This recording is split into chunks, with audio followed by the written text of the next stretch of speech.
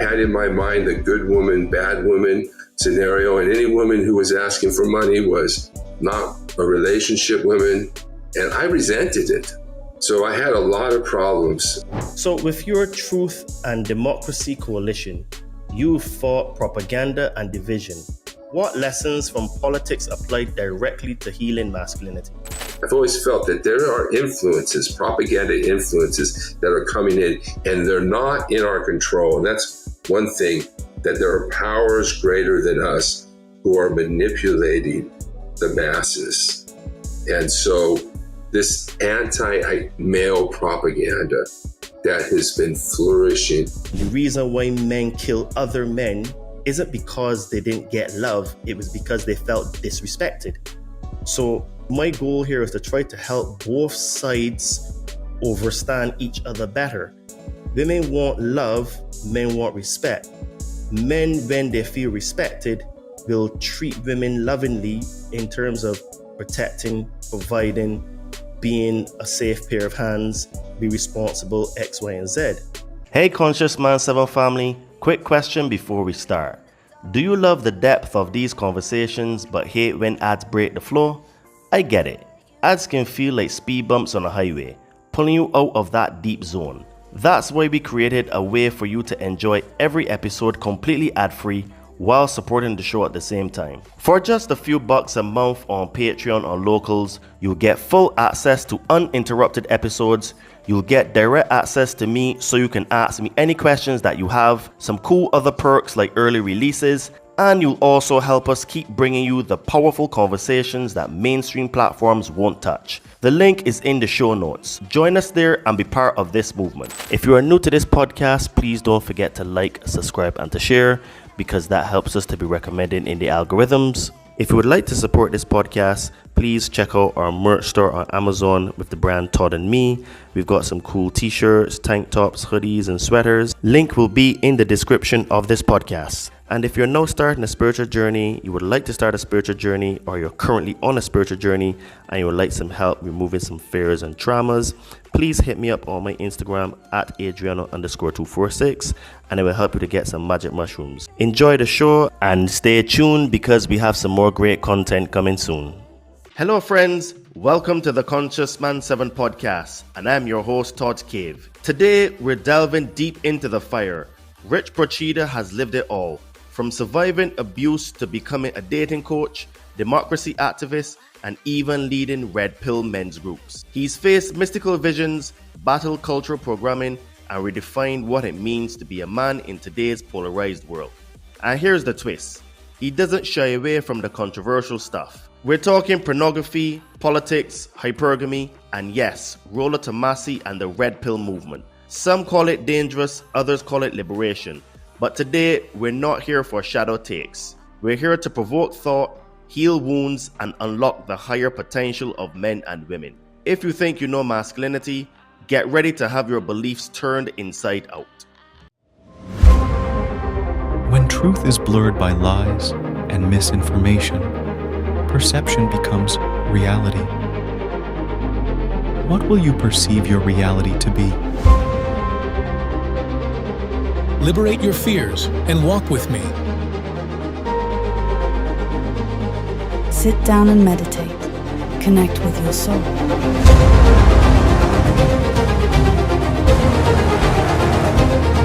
Be a monster and then learn how to control it. You gotta be willing to do the work.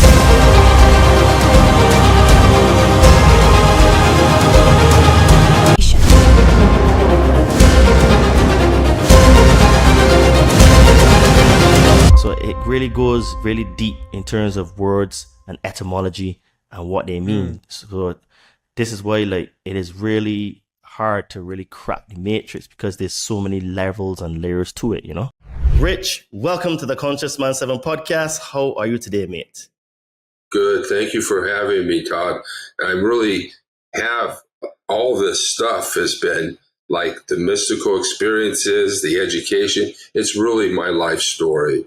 Okay. And that yes. is going to be, yeah. Yes, I'm really looking forward to talking to you today because I've covered many, many different topics on my show, from the Anunnaki to spirituality, psychedelics, but I've never really delved a lot into the social dynamics between men and women, modern day society, and topics like hypergamy. So I'm really excited to delve into those topics because I think they're quite relevant today. And you are a dating coach. So I thought, well, you know what? Let me get someone who is a bit of an expert in that field to delve a little bit down that rabbit hole. And, I don't mind being controversial because sometimes you have to talk about these taboo subjects in order to provoke thought and to get people to think, and that is all what my show is about. It's about asking questions, provoking thought, and then people can make their minds up. So let's take it right back to the beginning. So can you take us back to how did surviving abuse and that mystical vision in a women's studies class set you on this path? Well, the abuse, and this started very young as a child, and it was very, very confusing for me. And it set me back in ways, but it made me grow up in ways. I had completely different reactions to female behavior than my peers, my male peers. And it's partly because I was traumatized. And things that might turn on or excite a normal guy would trigger PTSD symptoms, such as, just the fight or flight syndrome. I would feel assaulted, and so many women are able to feel they can do anything when it comes to sex. They can almost walk around nude, but they're not used to somebody who's coming back and saying, hey, did I ask you to do that? Do I want to see that? Is that because, for example, I went to this one club and I didn't know that there was a burlesque show on the other side, and they were going to try and get all the guys in the concert, the show bar, to go next door to the burlesque show. And they thought that they could just come up and do whatever they wanted. And us guys would just be like dogs and follow them into the room. And I was trying to tell her, no, I don't want that. No, trying to get away from her. And still it happened. And so I have had to deal with a lot of things. Very young age, I realized, or I thought, that women have two guys, the men they marry and the men they like to have sex with. And I wanted to be the latter. And I wasn't really red-pilled. I wasn't really red-pilled at that time. I like to call myself brown-pilled because I didn't have any knowledge of the red pill or anything like that. I just had my experience. I call it brown pill because my hopes for a relationship with a woman were shit on very, very early. And so that for some reason when I went to, and a lot of these things I'm still dealing with repressed memories coming up and more recent things, because it doesn't seem like the abusive behavior stops. It doesn't really stop. It seemed in my life maybe not to escalate, but to sort of be, and when I went to the fraternity, I thought I was going to find these sweet, intelligent women going to college, trying to make a career for themselves. That's what I thought. And I might be able to meet one and have a girlfriend. This is the type of thinking that I had. And I realized that women in their 20s are not relationship material generally. They're not even looking for a relationship at that point. They don't start looking for a relationship until they're in their 20s, or 30s, I mean.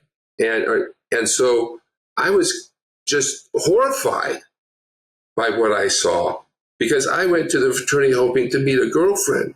And what I discovered, or what in my mind I thought, was that there was nothing there. There were pretty girls, but I didn't have the money to pay for. It's another part. It's the whole thing of my life. Growing up working class, right? Didn't really have the money. Not only were women not dating, what I came out of high school, and really the option was married women, older married women. It's still all through my life, older, even now. at 60, the 70-year-old women want a guy in their 60s, 10 years younger than them. And they have their excuse for it, and the younger women want the older men. So it was like, very frustrating for me at my early life. And I didn't really, and so that's why I ended up studying feminism in a way, because I knew I had all these difficulties with women, because, one woman, one adult after another, and then when you get it, then when you grow up and you become an adult, you're 18 and over, it's still older women, and you just, and I had a lot of difficulty, really feeling like, after all of that, I couldn't understand why they thought they deserved to be paid for sex.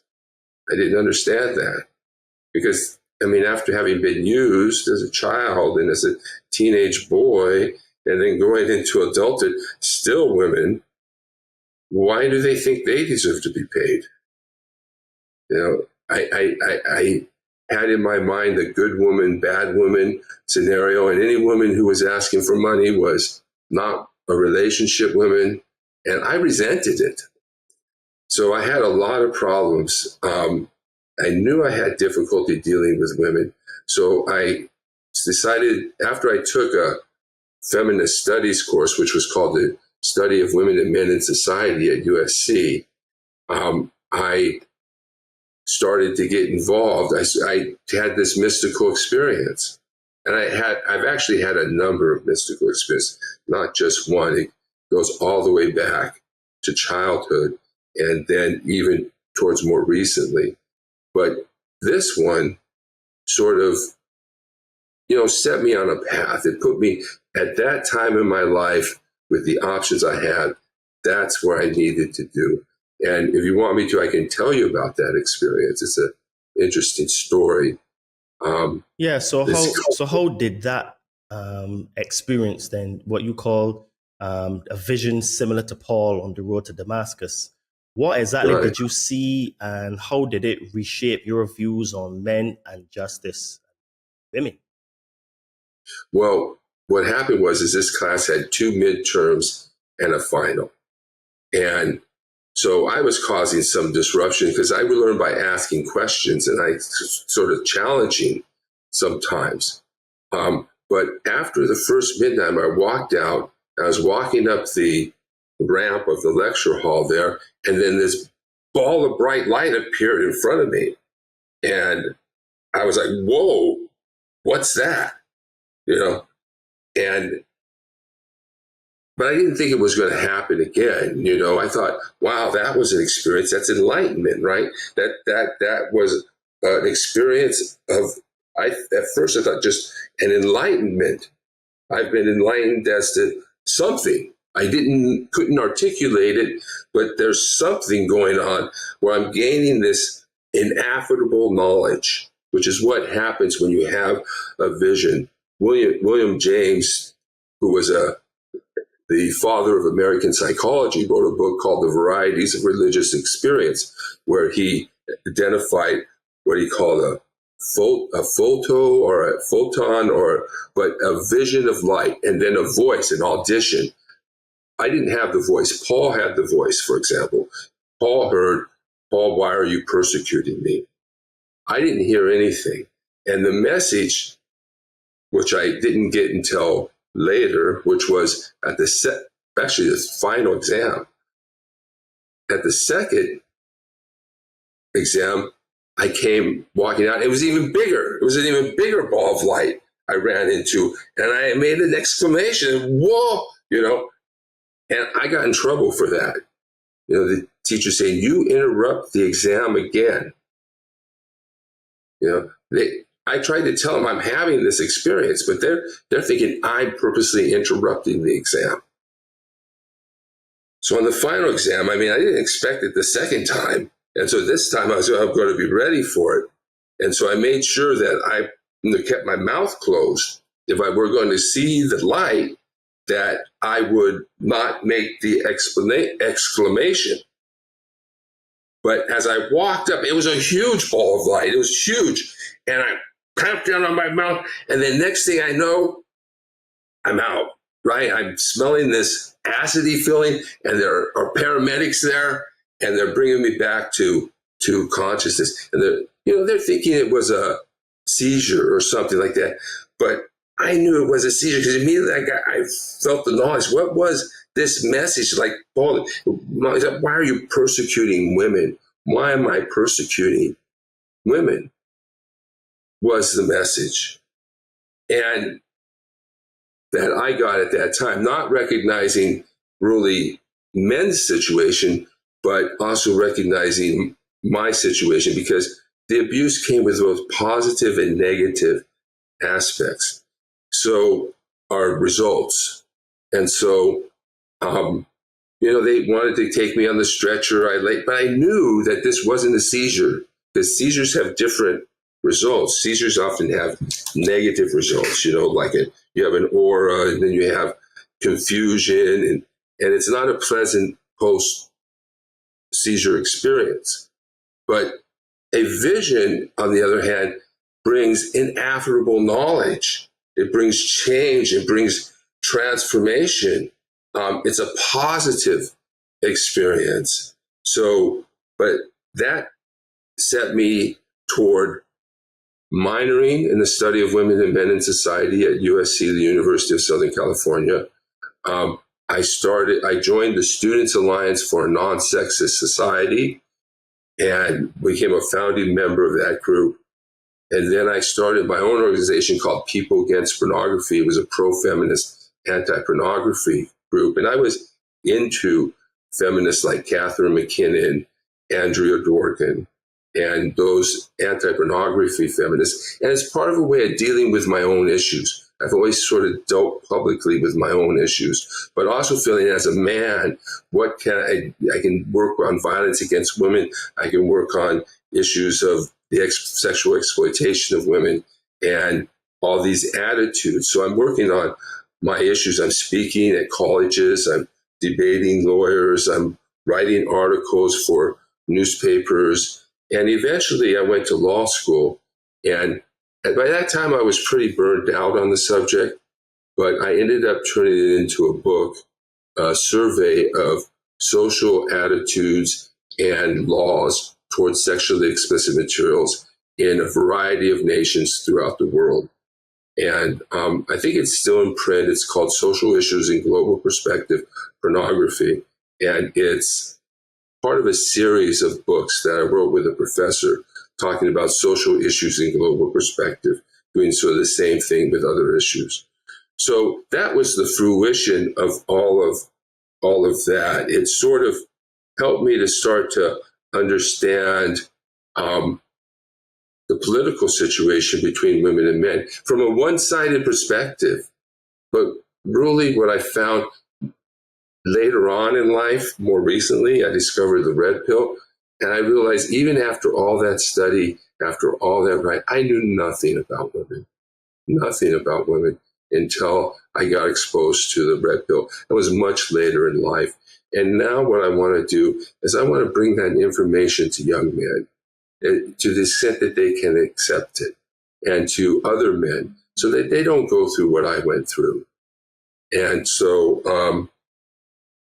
so that's basically where that went. And it changed my perspective, but it didn't really have the impact that I wanted it to have.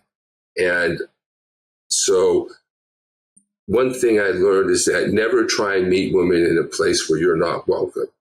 So you've got that. And then I ended up leaving feminism because of a sort of change in its goal, which was, at first it was equality.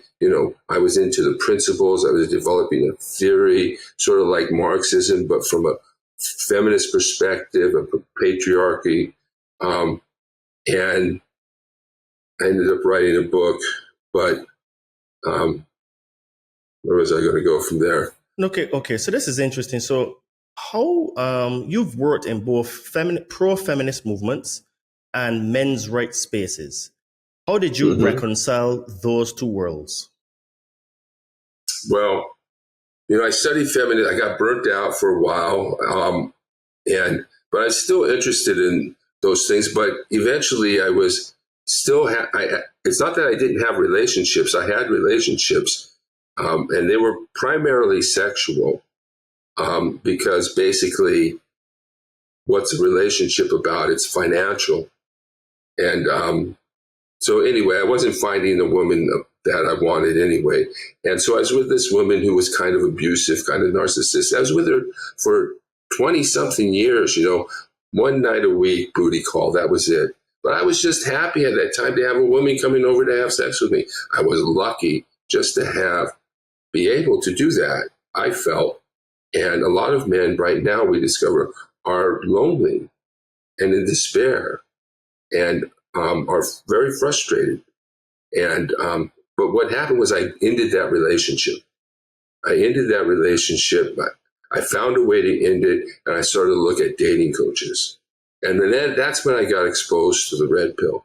And the red pill is basically just evolutionary psychology and men's experience. It's not misogynistic type of men getting together saying we hate. It's not the We Hate Women Club, from the Rascals. What the Little Rascals, they had a Hate Women Club. It's not that.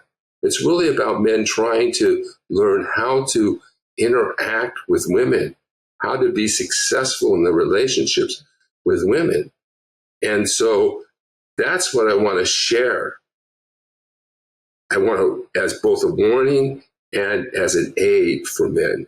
So I reconciled them because any feminist and indeed any socialist knows and should know and should believe that patriarchy and or capitalism oppresses all of us. They're constantly trying to find a working class narrative to bring working class men. I'm not condoning feminism. I'm not condoning socialism or anything like that. I'm just saying they should recognize that in their own theory, that men are oppressed under these systems too. Even feminists understand that men are suppressed under these systems in their thinking. Now, maybe men are suppressed, but not in the way that they think, but still, they should recognize that. And that equality means actually, women really don't want equality. That's one thing that we realize. And women, it's not about equality. One thing I'm doing, this little quote, men die for women and children. It has nothing to do with equality here. Our relationships are in no way equal. And so I left the movement, the feminist movement, when they made this decision in the 90s that feminism was going to be about pursuing women's interest. It was not about principle. It was not about equality. It was about pursuing women's interest. And I felt that I was looking for theoretical explanations and trying to develop a feminist political ideology. And pursuing women's interests wasn't necessarily what I signed up for. I signed up for an equal society, one that where there was change, things would change. And I didn't feel like the focus on women. And the reason they did that was because they couldn't agree. At the time they were saying there's libertarian feminists, there's liberal feminists, there's socialist feminists, all sorts of different types of feminists, right? And none of them could really agree. They couldn't agree on an ideology. So my work to try to develop a feminist ideology, people already had ideological commitments. They already were committed ideologically. So there was no way of bringing everybody around an ideology like feminism or an ideology like socialism. There was no way of bringing women around that. They already had their ideological commitments. So the natural result was just to say, well, we're pursuing women's interests.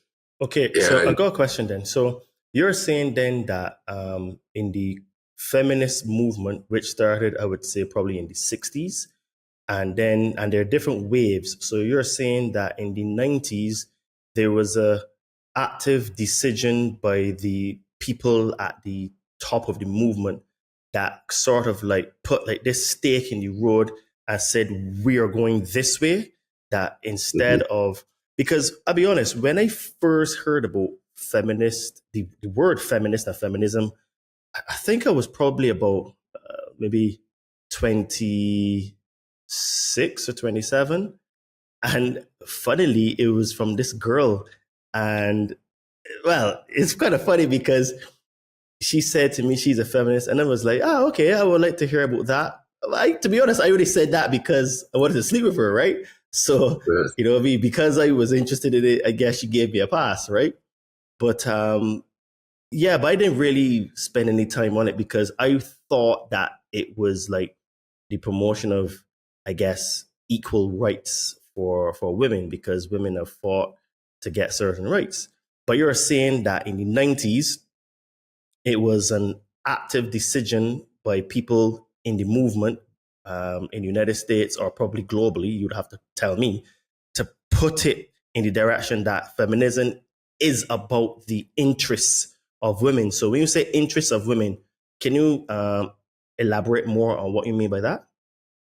Well, it's just the fact that they couldn't rally around. So women's interest, employment, raising salaries, women's advancement in society, support for problems like for women, like domestic violence and things like that. These are things that are in women's interest. Equality, on the other hand, is not necessarily in women's interest. In fact, when you get red pill, you realize that women are not even looking for equality when they're dating.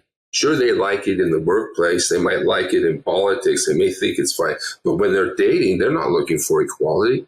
They're looking for a guy who's bigger, stronger, more powerful, successful, has more than them, has a higher status than them. They're looking for inequality. Our relationships are based on inequalities. Some could say differences, inequalities, compatibility, complementary, but they're not equal. Women aren't even looking for a man. They're looking who is equal to them. They're looking for a man who is superior to them. So we begin there. There's no desire for equality in relationships. And there are certain things that women do not want equality. They don't want equality in the draft. Certainly. True. Yeah, they don't. There's a lot of, they don't want equality in relationships, although what women really want is equality when it benefits them, and inequality when it benefits them. I tend to concur with that statement in my experience with women, because, it's funny because I've dated quite a few women. And in recent years, when I try to have these conversations with women, they always get very emotionally charged, because what majority of women, and I'm going to repeat that, the majority, not all, because one of the things that I find when you're talking to women is that they don't really hear words like the majority or most. Most women, when they hear information, they interpret it as you're talking about them. So you would make a generalized statement, and most of the time their reply is, well, that's not applicable to me. So I find that this is something that the majority of women do. There are exceptions. So I speak in generality, and I make room for the exceptions. But even when they do that, still most women don't hear that. But I digress.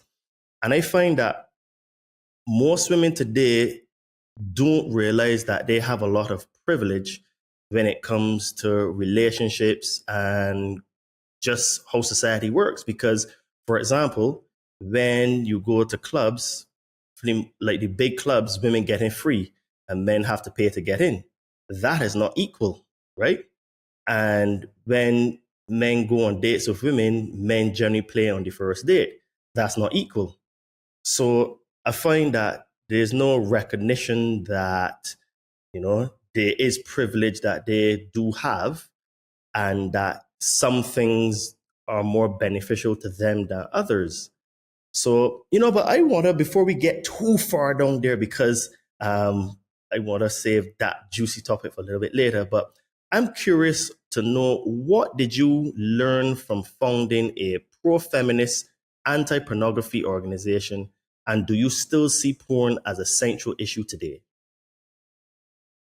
Well, I think pornography at that time, I was trying, again, raising consciousness. And I don't see it as central an issue, although it is right at the center of, but I think that for me, there were more than just one situation. In my book, I talk about four, and I don't know if I remember them all, but there's not only effect with violence against women, which is a part, some pornography does promote that, but also our relationships, women's status and equality. And there was a fourth one, and I have my book here somewhere, but it affects more than just, is this causing violence against women? It's our relationships are affected by this. At least I thought at that time, and whether women, the equality. So I did some studies on that. What does a liberal society, do women have more rights? Is there more violence around sexually, sex shops? Is there more violence caused? Because you got to remember that everything we take in, everything we consume, it has an effect on us. I used to go around and, pornography has no impact on me. It's not going to cause me to abuse or rape or anything like that. And I'm like, well, thank you. I'm glad it doesn't cause you to do that. And I'm sorry that it doesn't have any effect on you, because it certainly has an effect on me. So in the end, I concluded that pornography had both positive and negative aspects. As I started speaking to people, I also listened. And this one woman said, what we need is more speech, not less speech. We don't need to restrict speech, but we do need people talking about these issues. So I think that there's some very positive aspects to pornography and some negative aspects. And in my book, I try to bridge the gap to help both sides see each other's side's position, because there is scientific evidence demonstrating that these materials do impact our behavior. And one would expect the materials we consume to impact our behavior and to have an effect on us. Certainly pornography has an effect on us, or it wouldn't sell. Nobody would buy it. So there's certainly an impact. True. And that impact is not all negative. I mean, it's a positive thing. I mean, so many men are living alone. Pornography, I like to say, is poor man's sex. It may be the only thing he's got. And it's always men who are being squeezed, right? Oh, we need to keep them away from pornography or they won't date real women. But I can only guarantee you that most of these guys want a woman in their room and not a woman on their computer. Most of the guys want more than just sex, I think. I mean, I talk for myself. I want affection. I want love. I want a relationship, right? I think most men have that. And what gets in the way is not men, but sometimes it's women who get in the way of that. And so I think pornography has both positive and negative aspects. And but I don't think it's the issue. It kind of is, kind of isn't. It's kind of changed. Yeah, that we can get definitely has changed. And we can touch about that, because I think that things like OnlyFans has completely disrupted the entire dynamic of dating now and female promiscuity, as well as the false idea of sexual liberation. But I don't want to get too far down the line with that yet. So you've produced Bible studies for progressives. What does reinterpreting sacred texts through equality and consciousness look like in practice? Well, I think we need to recognize that all religion is political. Every religion. We didn't really get the idea of a separation before of religion and politics until the Enlightenment.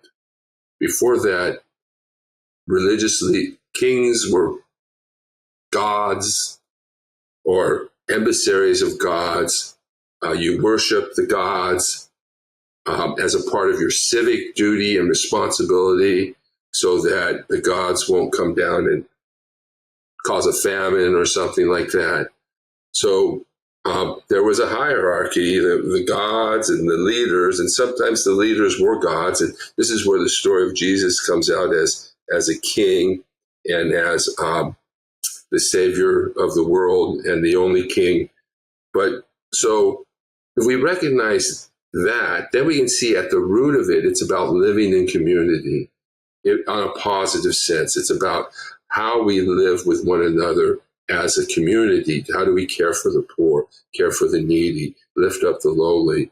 How do we seek justice? How do we bring down the powerful? How do we govern? This is what religion is originally about. It was the temple was the seat of government. They were not separated. So, so when we look at Scripture, and I can speak primarily to Christianity, although I think this is true of all religion, it is a context, what John Dominic Crossan calls the matrix, the cultural, social, political, historical context in which these texts were written. So in order to interpret them, you have to have an idea of what was the situation they were talking about.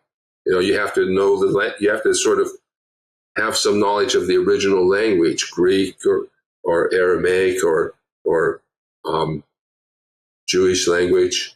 You have to, so you put together all these things, and the political situation is central. So when you read scriptures, not all scriptures, but when you read scriptures, there's this political undercurrent.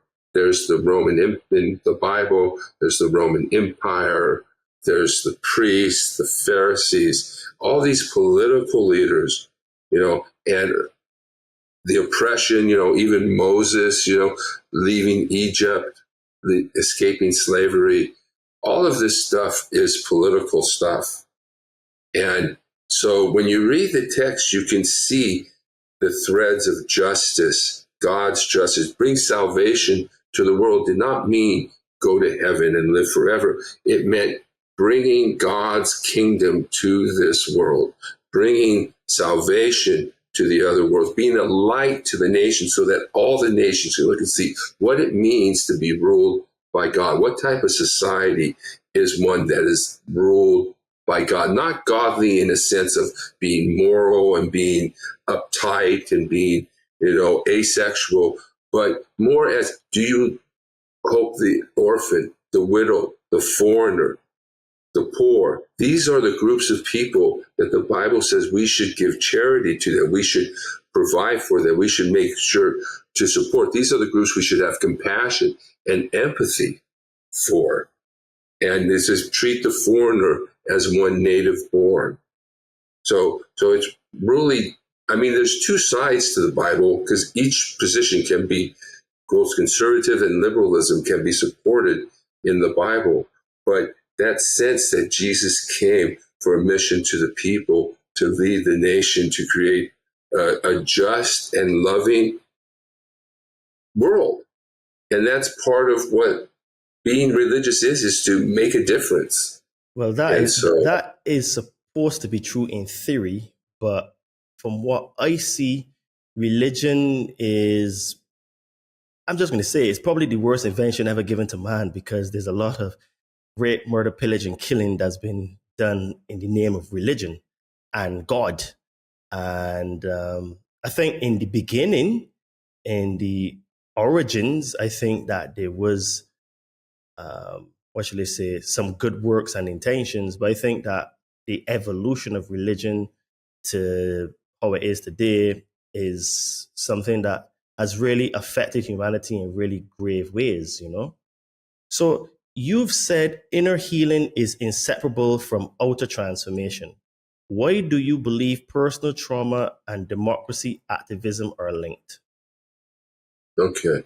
Well, I wanted to address a little bit about what you just said, because one of the things is that there's an author, and I can't remember his name, but he wrote a book called The Righteous Mind, Why Good People Disagree About Religion and Politics. And what he said, when people say things that religion has caused all this, I say, people do it. I mean, we just kill. Human beings do that. I mean, it's politics. I mean, you want if religion and politics, if you put those words in the same word, you'll see politics has led to murder. Politics has led, to all this stuff too. So it's not saying that. I agree. Yeah, yeah. So that the religion itself is not necessarily good or bad. It's really how you use it. There's a lot of good that has come from religion. We wouldn't have democracy. We wouldn't have the nation state. We wouldn't have individual human and civil rights. I mean, we may have it, but we may have come to it from different angles. But that came out of Christianity. The nation state itself and the rights of the individual came out of religion. The idea of equal souls before God, that we may be slave, no more slave or free, no more male or female, no more, there was another one there. But the main thing was that Paul's words echoed through history and brought us the rights of the individual. What he was doing when he said something about slavery, he's bringing people into the church, a place where everyone's equal. So come into a community here where there is no slave and no free, none of these, no foreigner, no woman, no man, none of these distinctions. So religion has had both a positive influence and a negative influence. And I think it's sort of a mistake to really view it in the negative entirely, because that's part of the problem of, which we'll get into later, of propaganda, the idea that, imagine a world with no religion. Well, I don't know. There's a lot of good that comes out of people having faith and hope and thinking about ethics and justice. But what happens is that oftentimes religion gets used by people who have other motives, or that people get confused, and people, it's like politics. So that's the problem, where when we separate religion from politics and sort of blame religion, we're not really looking at the whole picture there. Now, the question you had for me was why the connection. Yeah, why do you believe personal trauma and democracy activism are linked? Okay, well, I think everybody who's had a trauma sometimes finds themselves, I guess if they're healthy and good, in a situation where they want to prevent that trauma from happening again. And they want to do something about it. They want to take action. And it's both healing in the sense of that you're taking action to support yourself, to deal with your experiences, and to raise awareness and to help other people who may have had those experiences. So one thing about feminism says that the personal is political, and that's what a lot of these so-called feminists now, who are really, it's a lot of propaganda now. They forget that the personal is political, and what that meant was that women living in the home, in the private sphere, we had this private sphere and public sphere, that's not personal, The fact that women are stuck in the home working and unhappy, which is what Betty Friedan wrote in her book, The Feminine Mystique, is not just a personal issue. It's a political issue. It's a larger social issue. So the things that affect us personally are often also political, because the women are in the home because they're not allowed to work, right? Or they don't make enough money, or whatever the reason they want to give. So I think there's a personal connection. There's a personal desire to make a difference, to make some change. You've had this experience. Now it gives you some mission to make it, to change that, to keep that from happening again. And also gives us some insight, and our own personal, what they call lived experience, can give us some insight into helping others and dealing with some of these social issues which have an impact on us and on our lives. So, like if a person suffered some torture, right? and they stand up and say, this is what I went through. I don't want anybody else to do it. And these are the policies we need to do. And we need some justice for the people who did those things. And like for me, sexual abuse, verbal abuse, we need some awareness, and the fact of female behavior and the sort of exploitation, abuse of both women and men sexually and in systems of prostitution or in our cultural dynamics. There's a lot of politics to that. And we can see now that I've come to the conclusion, or one of my views is possible, is that this whole rise in authoritarianism across the globe is connected to women's negative propaganda against men. That this system, that we had a time when women weren't working and men were the providers. Now women are working, they don't need men for money anymore. Men are revolting because now there's no need for them. It's true. Men have almost become like disposable commodities to some degree. Right. So with your Truth and Democracy Coalition, you fought propaganda and division. What lessons from politics apply directly to healing masculinity? Well, I think healing masculinity is a big topic, and propaganda is a big topic, and emasculation and women's collective behavior and the social constructs that they create.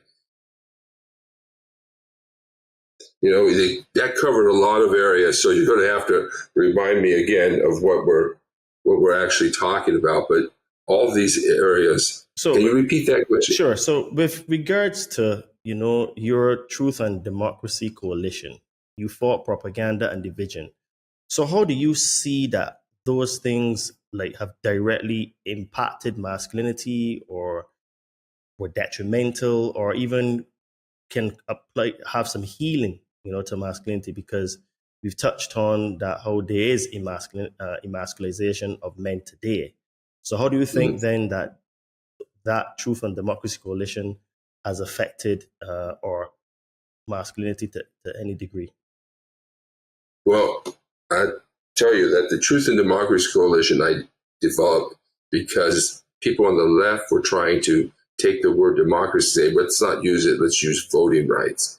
And I've always felt that there are influences, propaganda influences that are coming in, and they're not in our control. And that's one thing, that there are powers greater than us who are manipulating the masses. And so this anti-male propaganda that has been flourishing, and it goes under the name of feminist, but there's a need, this political entrepreneurialism, there's a need to keep people angry, to identify causes or blame, to put blame, and to keep them active and donating money.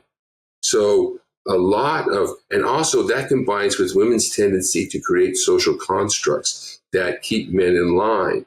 Men are the ones who have to give up their sexual strategy to enter a committed relationship, whereas a woman sort of keeps her sexual strategy sort of secret. Yeah, she commits to a man, but she still could have her eye out for something better. Always looking for the biggest, baddest, or the best she can do. Maybe if she thinks she can do better, she's out. So there's no real commitment to men. And then the negativity of men are toxic. I have this shirt I'm wearing right now, and on the back, I don't know if you can see it here, it says, I don't know if you see it, it says masculinity is not toxic, masculinity is attractive. And why is that? Because women are attracted to that powerful, potentially dangerous, maybe bad boy, rich, who will make sure that he's going to survive. And so they're attracted to that toxicity. In fact, hybristophilia is something that only women have, which is a paraphilia that some women are attracted to dangerous criminals. And so they write these men in jail. Men don't do that, It's right? true. It's true. It's true. Right. Very true. Yeah. Yeah. We don't write Lorena Bobbitt. I don't know if you remember the one who cut her husband's penis off. We don't say, bring your scissors, that's a turn on, but women do. So, but masculinity is not toxic. They're attracted to that, but it's a construct that puts the blame on men, and women have a lot of difficulty with accountability. So with masculinity, one thing is being positive about men. Stop being so negative. We're not dogs. We're not trash. We're not just out for a good time. We're not just out to have sex with women and we need to be corralled in to have a relationship with a woman. I mean, the fact of the matter is a lot of these women, there's a lot of risk for men entering a relationship. And a lot of the women are not relationship material. In fact, most of the women that you run into are not. I concur 100%. I concur. Yeah. The dating market right now is almost like a battlefield, to be honest with you. So I think this is a good segue to dive right into these topics because I wanted to get a little bit of a background on yourself and where you come from to get into really the meat and veg of what you talk about and stuff like that, which is dating, relationships, and masculinity. So dating today feels like a battlefield. Why do you think relationships have shifted so dramatically in the modern age? Well, the first thing to recognize is that our dating strategies are adversarial. They're not. So women are if we are trying to get something from men, and men are trying to get something from women, and if we told them what we really wanted, we would never get it. If I said, all I want is sex, you're never going to get it, right? If a woman says, all I want is your money, primarily, your sperm and a bank account, she's never going to get it. So they're adversarial.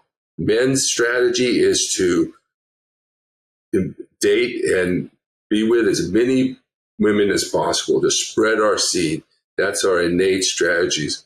Women's strategy is to kind of like focus on one guy and take him down. Get the biggest, baddest, richest guy you can. And so we get these stories about, say, polygamy and how the women were so oppressed in the ancient world because they were polygamists. But those women wanted to be in those harems. They again, these were the guys with the money. They wanted to be in those harems.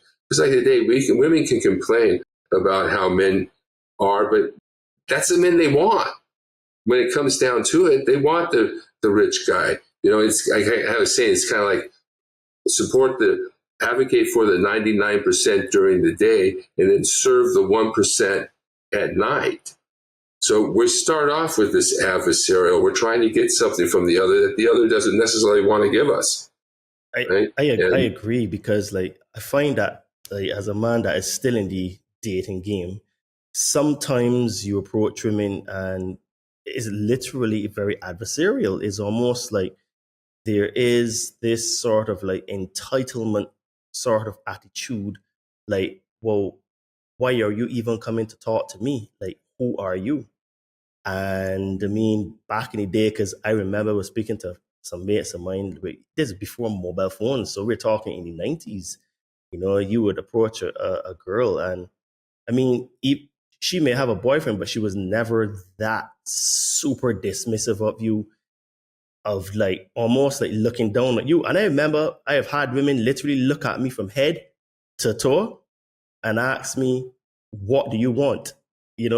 Very, very, like you saying, adversarial, So Yeah. it's the dating game has really changed a lot. And then, so you talk about hypergamy a lot. So hypergamy is one of the most hotly debated ideas. Do you see it as biological truth, cultural conditioning, or a bit of both? I think probably both. I think that there's an innate tendency, hypergamy, to need to date up, and a lot of the men's rights will say it's a feature, not a bug. So it's a feature of women's nature that they seek the one who can provide for their children and as better than anyone else, right? Who can provide for them and their children, who can protect them and their children, and if women didn't pursue this, then we wouldn't have a society.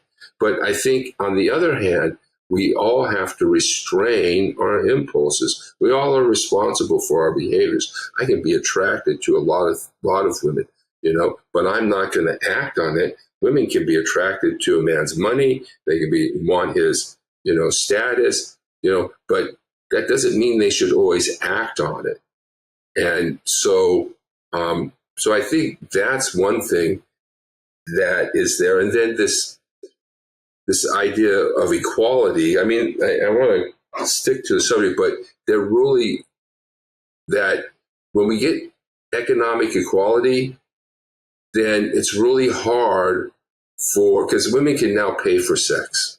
They go to these strip clubs, they're paying these male strippers, they're paying male prostitutes. They can pay for sex. They are doing, the hookup culture. They like to complain about it, but what that really is women sharing men.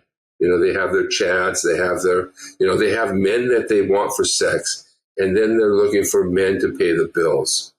And they'd like to have that in the same guy, but most often it doesn't come. I mean, the guy who's got muscles, is good looking, probably doesn't have to worry too much about money, having a lot of money, because the women still come to him. But the guy who doesn't have any good looks, he's got to focus on making money, because that's the only way he's going to get the woman he wants. So they're not going to come in the same package. So when women make their own money and they don't need us for support, they really don't need us for protection that much. That's still there, but they don't need us for financials. They would like to have us for sex, but then who are they going to choose, right? So it's not, and if they're willing, they would rather, there's a saying, they'd rather be a mistress to a king than the wife of a pauper. These women would rather share guys than to actually have a guy for themselves who's not exactly what they want.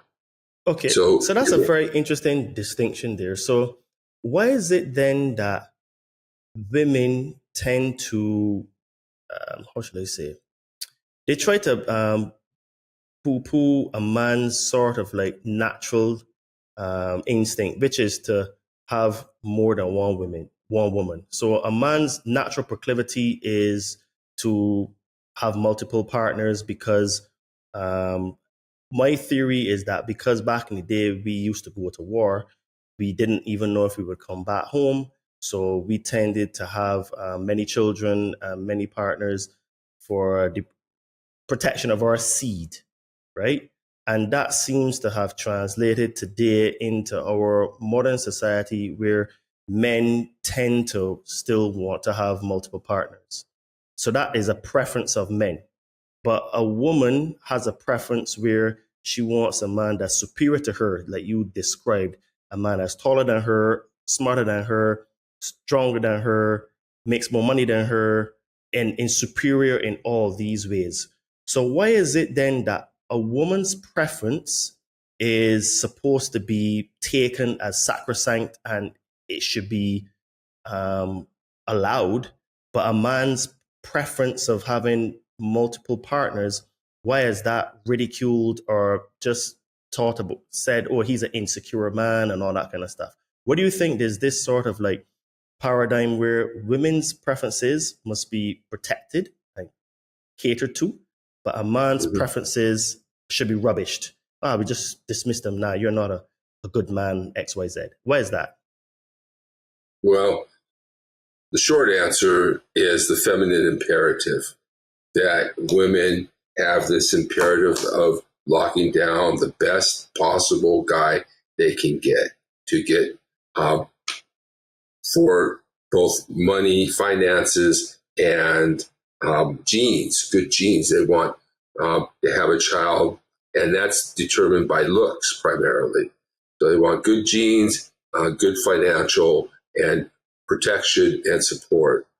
So, so the feminine imperative, and also women create these social constructs, right? The idea that men are sort of supposed to capitulate and give up their sexual strategy, their mating strategy, and that somehow women are almost, that men are the problem, that men are the ones who are running around, men are the ones who won't settle down, men are the ones that do this, and not realizing that women date non-exclusively all the time.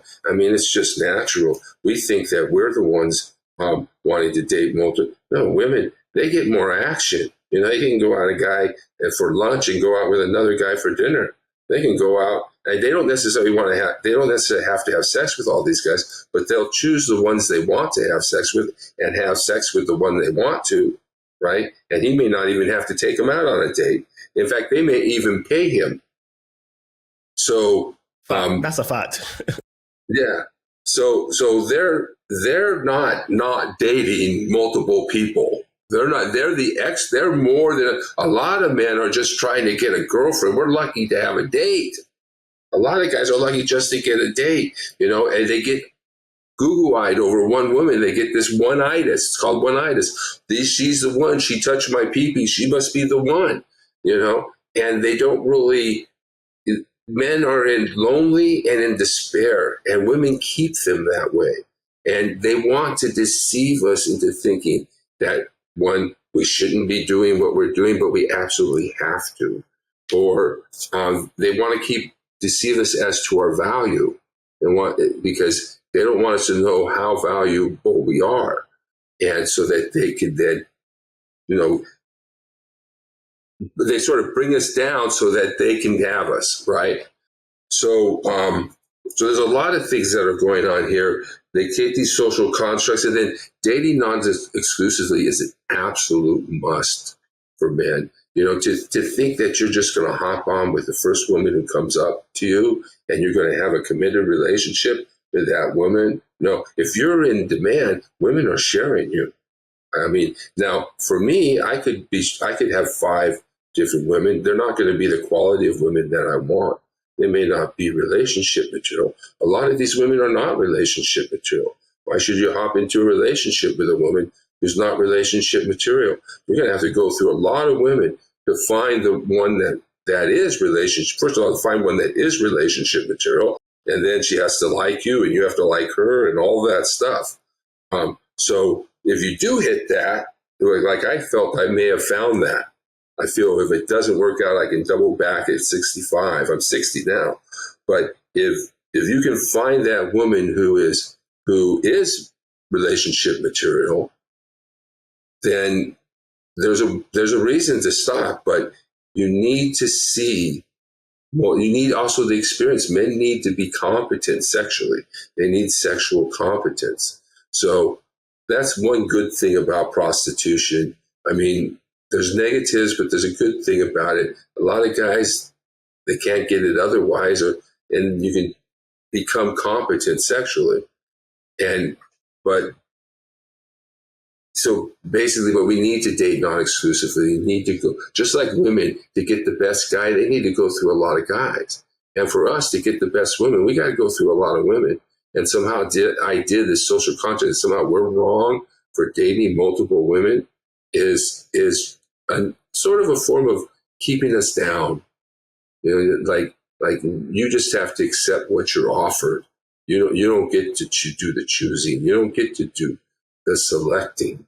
Women do the selecting, and the men are just sort of passive vessels here who have to be tamed and rodeoed in, because otherwise they'll be out screwing everything that moves. I agree. Women have sex with who they choose, and men who have sex with who they can.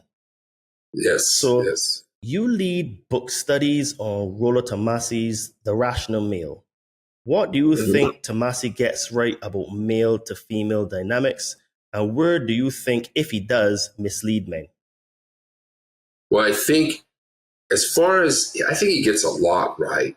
I mean, I go through the book and I'm amazed at how much he gets right, you know. but there are some things, and it usually comes out to politics. For me, I think the gender dynamics are great. They've really helped me to develop the proper attitude, first of all, and to develop some type of game and to recognize women's nature and what's going on and to take the action of dating non-exclusively, despite the criticism from my family and from women and from church people and conservative people, And so all those things.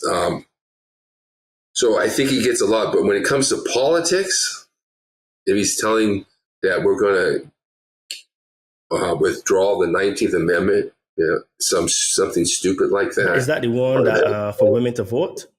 Women to vote, yeah. There's still some discussion on that somewhere, but I think that's ridiculous. I don't think we're going. He says something like, what we need to do is go forward, not backwards. And I agree with him on that. But sometimes things like, women need to go back into the home, or we need to move back to some type of traditional sort of relationship is probably not the future. And particularly if he wants to talk about democratic politics and Donald Trump and all of these people, whenever when men are going that direction, and I'm not going that direction. Okay, I'm curious. So if we have a situation where, because women have entered the workforce and women are competent and they make more money, then that has changed the dating market, because, as you have said, women tend to want a man that's superior than them in all areas, right? So if women now are making just as much as men, and we know that there are, even on the man's side, only a few men make 6 figures and up. So that is probably, out of all the population of men, maybe top 5% of men make 6 figures or more. So if women now are making 6 figures, it means then that their dating pool, by just sheer numbers, goes down. So why would it be sort of like going backward if women were to not necessarily want to work, but to choose to just find a man that would take care of them, provide for them, and take care of his children, as opposed then to want to go in the workforce and to have a career? Why do you think then that his position that women should go back into the home is going backward, considering that now women have entered the workforce and are making their own money, that we have the problems that we have in the dating market now? Well, let me just clarify. I'm not sure if I can say Rollo Tomasi's position is that. I'm not sure that what his position actually is, whether they should go back into the home or not. But I know a lot of the guys probably feel that way. And a lot of the red pill community probably feels that way. But I think that when going forward means that it's just not going to happen. Women, you can't put the genie back in the bottle. You can't put equality back in the bottle. It's there. You can't put the pill back in the bottle. It's there. There was a restraint on women who might get pregnant, that prevented them from behaving promiscuously. But now they don't have that restraint anymore. We're not putting these things back into the bottle. They're not going to go away. So, and I'm not sure that having women in the home was a great situation either. I mean, if we think they want to say something like, there's maybe one thing that I disagree with, that women are happier in the home as homemakers. Well, no, that's why we had that's why we had the second wave of feminism in the first place. When Betty Friedan, who was an instructor of mine at USC, when she wrote that book, it was because women were unhappy with that situation. They have so much more potential. A lot of women have a lot of potential. They can contribute a lot. They're in the State Department. They can run for president. They can lead. They have a lot of abilities and a lot of potential. And we're wasting that, and they might feel that they're being wasted if they end up just playing a traditional role. And it's nice because I have a girlfriend who wants to be a wife, and I don't think most women really want to be a wife. They don't want to do the wifely duties. So, but moving forward means that we take what is and what's probably not going to change, and this has to do with some level of acceptance, as well as, do we really want to go back? Is that really better? It wasn't for women. And to think about it, there's a show called Dobie Gillis. I don't know, The Many Loves of Dobie Gillis, 1950s. The women were all about money. I mean, are we really want to go back to that? Because when you talk about how women treat you negatively, and that was one of the things that I felt too, they have a higher value, a higher sexual market value than us. They don't recognize we're peons at 20, so they treat us like garbage. They manipulate us. They've done a lot of things, to me, and they really messed me up. But yeah, they have that attitude. They have that privilege. They feel entitled to our money, entitled to our attention. So I think going forward would mean adapting to the reality it is. We're going to have equality. Women are going to be in the workplace. They're going to be making as much money as us. But will men start to stand up for themselves? That's where I'm going. You need to be able to stand up for yourself. We're not going to be able to have more money than these women. Women need to learn that plenty of women have huge. They talk about this is another form of gaslighting that women engage in. No, man, they have such trouble not paying for dates. And the man insists on paying. As if women don't have trouble paying on dates. I mean, there's so many women, the vast majority of women. I've done a woman say, I will pay for nothing. I walked out on that woman. I will pay for nothing. So many women have huge, terrible difficulty pulling out their checkbook and paying for a date. They make just as much money as us, but they still want us to provide for them. People will not give up their privilege unless they're forced to do so.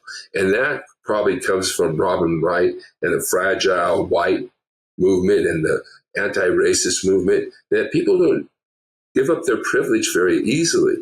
As women age, they start to lose power and they start to become very resentful about it. I like to say, if you want to know why older men date younger women, why don't you ask your younger self why you dated an older man?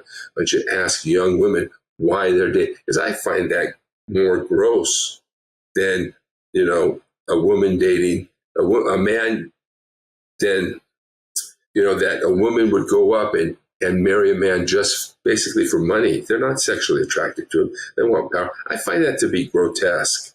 I find that to be not ideal. And yet it's like these women say, well, I understand why those women are doing it. Okay, you understand, and it will continue to blame the men. And I think this talks about something you talked about earlier, which is called solipsism. Because women innately were born and they were vulnerable, but they had a child to protect, everything had to come through them. Everything was about them. Give me the money, give me the food, give me the protection, go kill the animal for me, make sure, everything had it. So solipsism, everything is about themselves. And this is one reason why when you bring up to a woman generalities of women, they will come back with you, but it's not me.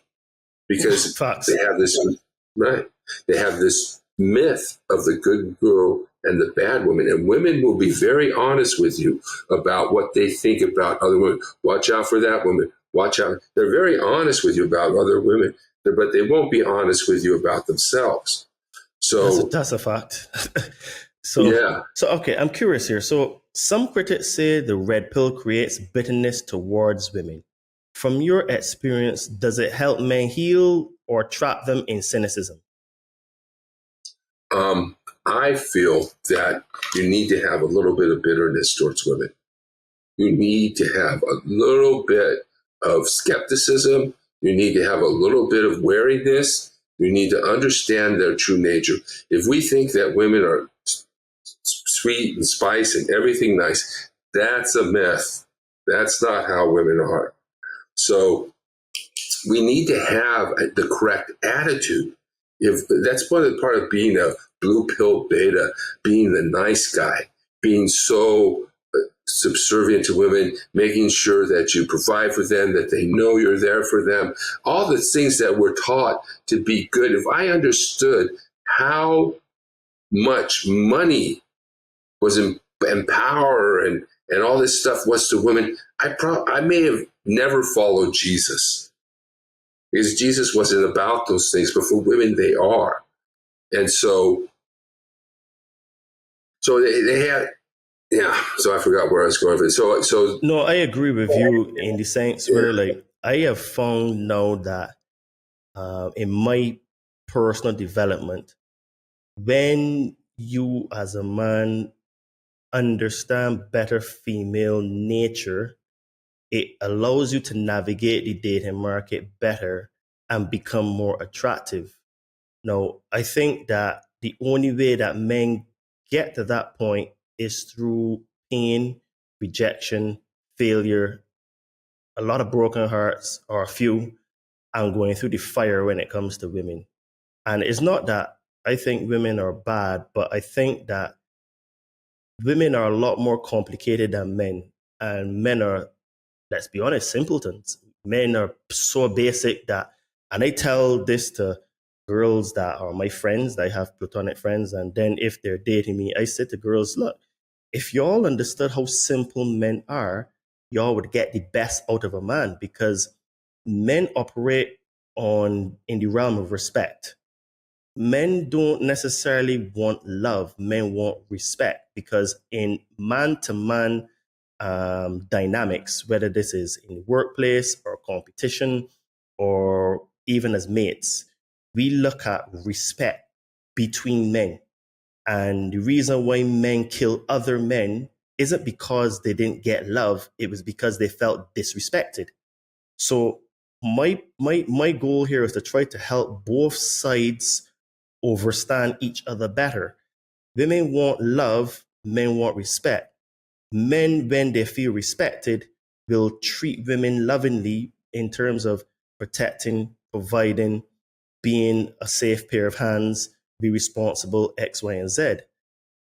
The men that have two brain cells to rub against when they feel disrespected is when they don't want to do those things.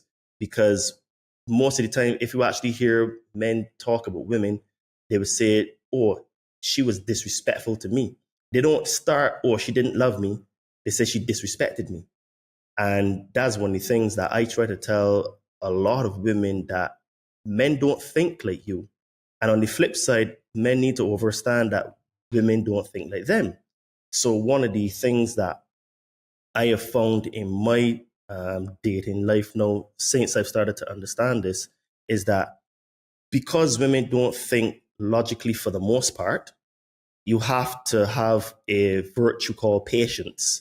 So you have to repeat things many times, sometimes 6, 7, 8, 9 times, and not lose your rag when you do it, because you just accept they don't think logically, is all emotional. So it takes a while before it's like, okay.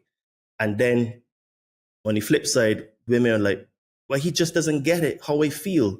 But they don't realize that we don't use feelings for the most part to make choices. When men use feelings to make choices is mostly when men go and kill other men.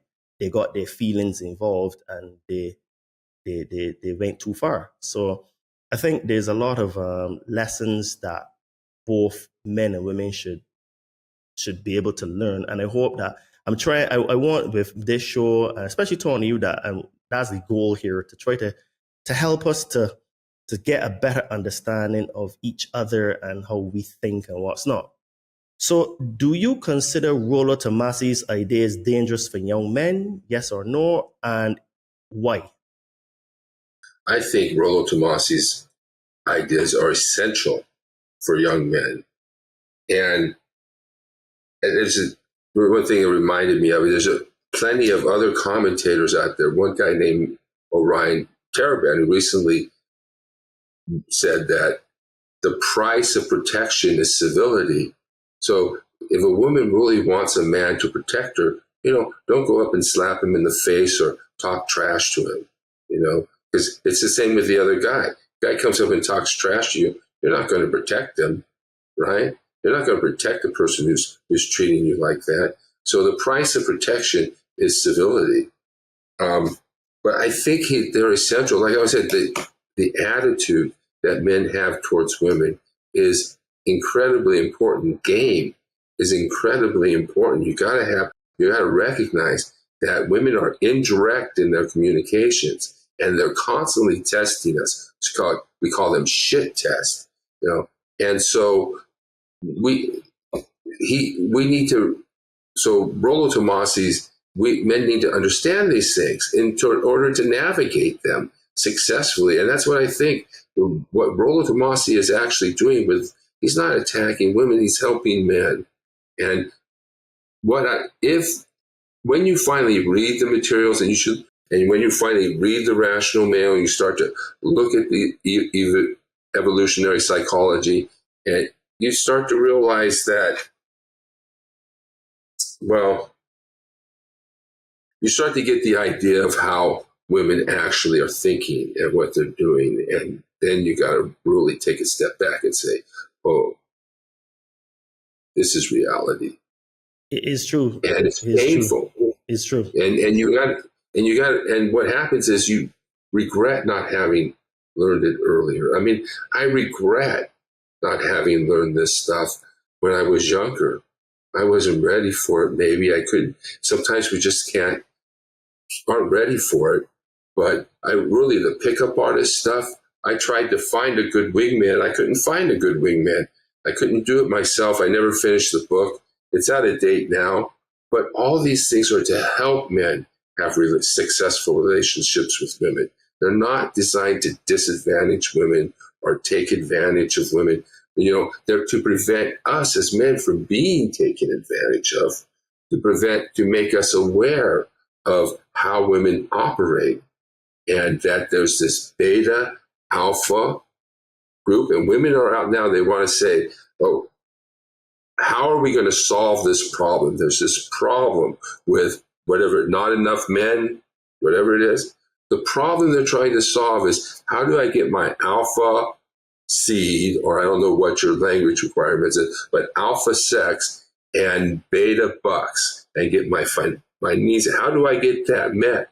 And every solution, whether it's polyamory, they talk about polyamory, which is just a hookup culture. Polyamory is about love, committed, loving relationships, not about sharing men.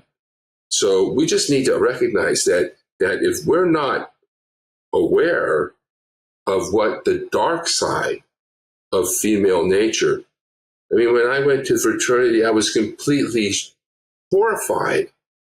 I thought I was going to meet sweet women, that I could have a girlfriend. And so many guys think they go out of high school, they want a girlfriend. And I wanted a girlfriend. And, they're not ready they want you. They don't want you as a boyfriend. Maybe if you're lucky, they want you for sex. And probably going to be an older one. And they don't want you for that. So you have to have a realistic view. And if you don't have a realistic view of how women behave, then you're not going to be successful in dating. You're not going to understand that they're not going to love you for who you are. You're going to have to get in shape. You're going to have to make yourself look good. Even now, it's more important that you get in shape, that you make yourself look good, because that's the thing that women are attracted to. Dress nice, and you start to understand you have to have more success with women. And it helped me to actually date. I was dating this one woman for 20 years who was sort of abusive in a way, just because. But then the moment I started learning that women share men is the moment I stopped saying, I'm not doing anything wrong by having multiple relations. Women are sharing men. I'm the lucky guy to be shared. I'm lucky to be shared by women.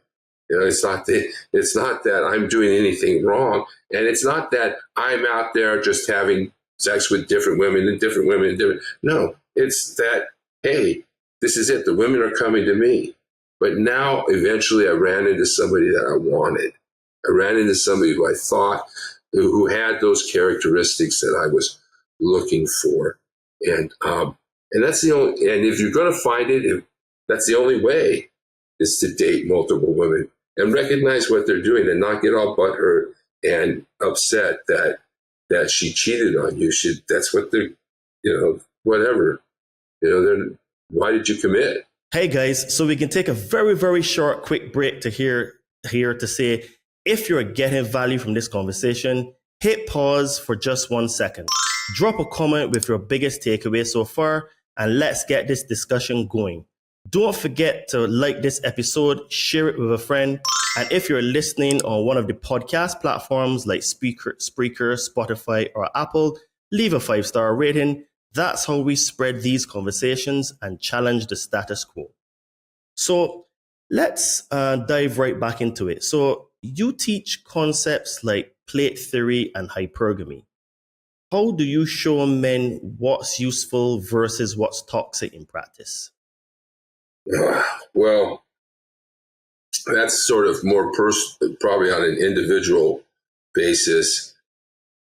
I think men need to be aware that women will, and they all know this, will abuse and exploit us and take advantage of us, whether it's buying the most expensive thing, being with us for dates, and yet going to the stripper for their sex and then acting like, they want to be friends with us. We got to recognize that it's women's behavior, not ours. Prostitution is women's behavior. It's not men's behavior. That's women's behavior. Why do women do that? They do that for a variety of reasons. It's not all because they're poor. A lot of times it's just because they're beautiful and they can make a lot of money doing it. So, and then you get these young, and how many of them are taking cash? How many of them are earning extra money? How many of these women are doing this? They're not all on the streets doing it. And then you go out with the dates, and then you're paying, and then they are looking at your bank account, decide what type of car you're trying to determine whether you earn sufficient income for them to want to be with you. So, these are women's behaviors, and men are just adapting. The good thing about prostitution is that men can get sex, but it's not the best always. It's not necessarily very good. And sometimes it's a scam, sometimes it's dangerous, but at least that's available to men who might otherwise not be able to do it, have sex. And so these are how women behave. And we're just adapting. And this is what the Rev is, just trying to adapt to women's behavior. So the thing with plate theory, spinning plates, that's dating non-exclusively, women do it all the time. Women are experts. It's just natural for them. And one guy's going to ask them out. They're either going to say yes or no. Another guy's going to ask them out. They're either going to say yes or no. And then they're going to schedule their dates, right? So that they don't overlap. And so that's what women do. And sort of the attack on us that women engage in, it's part of not taking that lack of accountability and terrible negativity. It's like we're responsible for women's behavior. It's an inability to accept responsibility and to accountability. That women tend to want to blame men for everything. War is one thing that women want to blame men for. They want to tell us if women were in charge, we wouldn't have so much war. Baloney. Hybristophilia again. Women are deeply involved at every level. They're dating men who have power for the reason that they have power. They're involved, and it's not just that they're just out shopping, right? And somehow these wars are providing them with the material goods and the safety and in some cases money. in order to do those things. That men are dying for women and children, that we're not toxic, we're not, we're die for women and children. It's not about equality, because men are dying at jobs. 98% of workplace deaths are men. There's no real equality between women and men. And to sort of all this negativity directed at men is toxic. So I don't care if a woman has blue hair or not, or has tattoos so much, but they are red flags. Who is this woman who tatted herself up? Who is this woman that has blue hair? What does she actually think about you? What does she actually think about us? And what is she doing behind our backs? And how are they really? So none of this stuff, the idea that somehow men are toxic creators of violence and the problem that needs to be solved is highly negative. And men should see themselves more positively. That's one thing, don't take responsibility for women's behavior, and recognize that we really are the backbone society, and we're not doing these things wrong. I mean, so much shame that's put on men, and that I've really felt a lot. So I think these things are important. Hypergamy is important to understand. Dating non-exclusively is important for every man. Understanding women's nature is vastly important. And, not being the white knight, learning how to be the alpha male and not the white knight. I grew up, I was the white knight. I wanted to do the right thing. I wanted to do the good thing. I'm a good child care, good guy with children, good. Women aren't interested in that until maybe they're looking for that. And then it's not about sex. And what you want women to be is interested in you, have what's called genuine burning desire for you. So if you go out and you try to find a beautiful woman that you are attracted to and have desire for, but if she doesn't have that desire for you, what is she there for? I mean, they're already there for plenty of other reasons. So you need a woman who has genuine burning desire for you. If she doesn't have genuine burning desire, doesn't really attracted to you, then you can, don't commit to her. Don't get into that type of relationship. So what do you think about what they say in the red pill community, where women just are and men have to become? What are your views on that? Well, it's true that many women, if they're beautiful and they're attractive, and from a very young age, they know their power. That's the peak of their power. And how they use it is going to be determines in their life. If they're going to go around screwing all these guys, having sex with all these guys, and then all of a sudden at 30, they're scrambling, to try and find a guy who's going to foot the bill and donate the sperm and provide the bank account. If they had only found that guy when they were at high market value, they may have been better off. But so I guess that's, and okay. So you said just now that men really need to date non-exclusively. Now, a lot of women push back on that, where they believe that men should only date one woman. But I think that there's some validity in men dating multiple women at the same time, because and there's some nuance to that. And the reason why I say there's some nuance is that men tend to have a mindset of conquering. Again, there's nuance in that. Men tend to have to feel like they are desired or they are desirable by the opposite sex, because that tends to come with the mindset of being disciplined, working hard, making more money, have higher levels of testosterone. being active in the gym and stuff. So that's why I say there is some nuance to it, because you can always, the same things that I said just now, you could always find negative traits about those same things.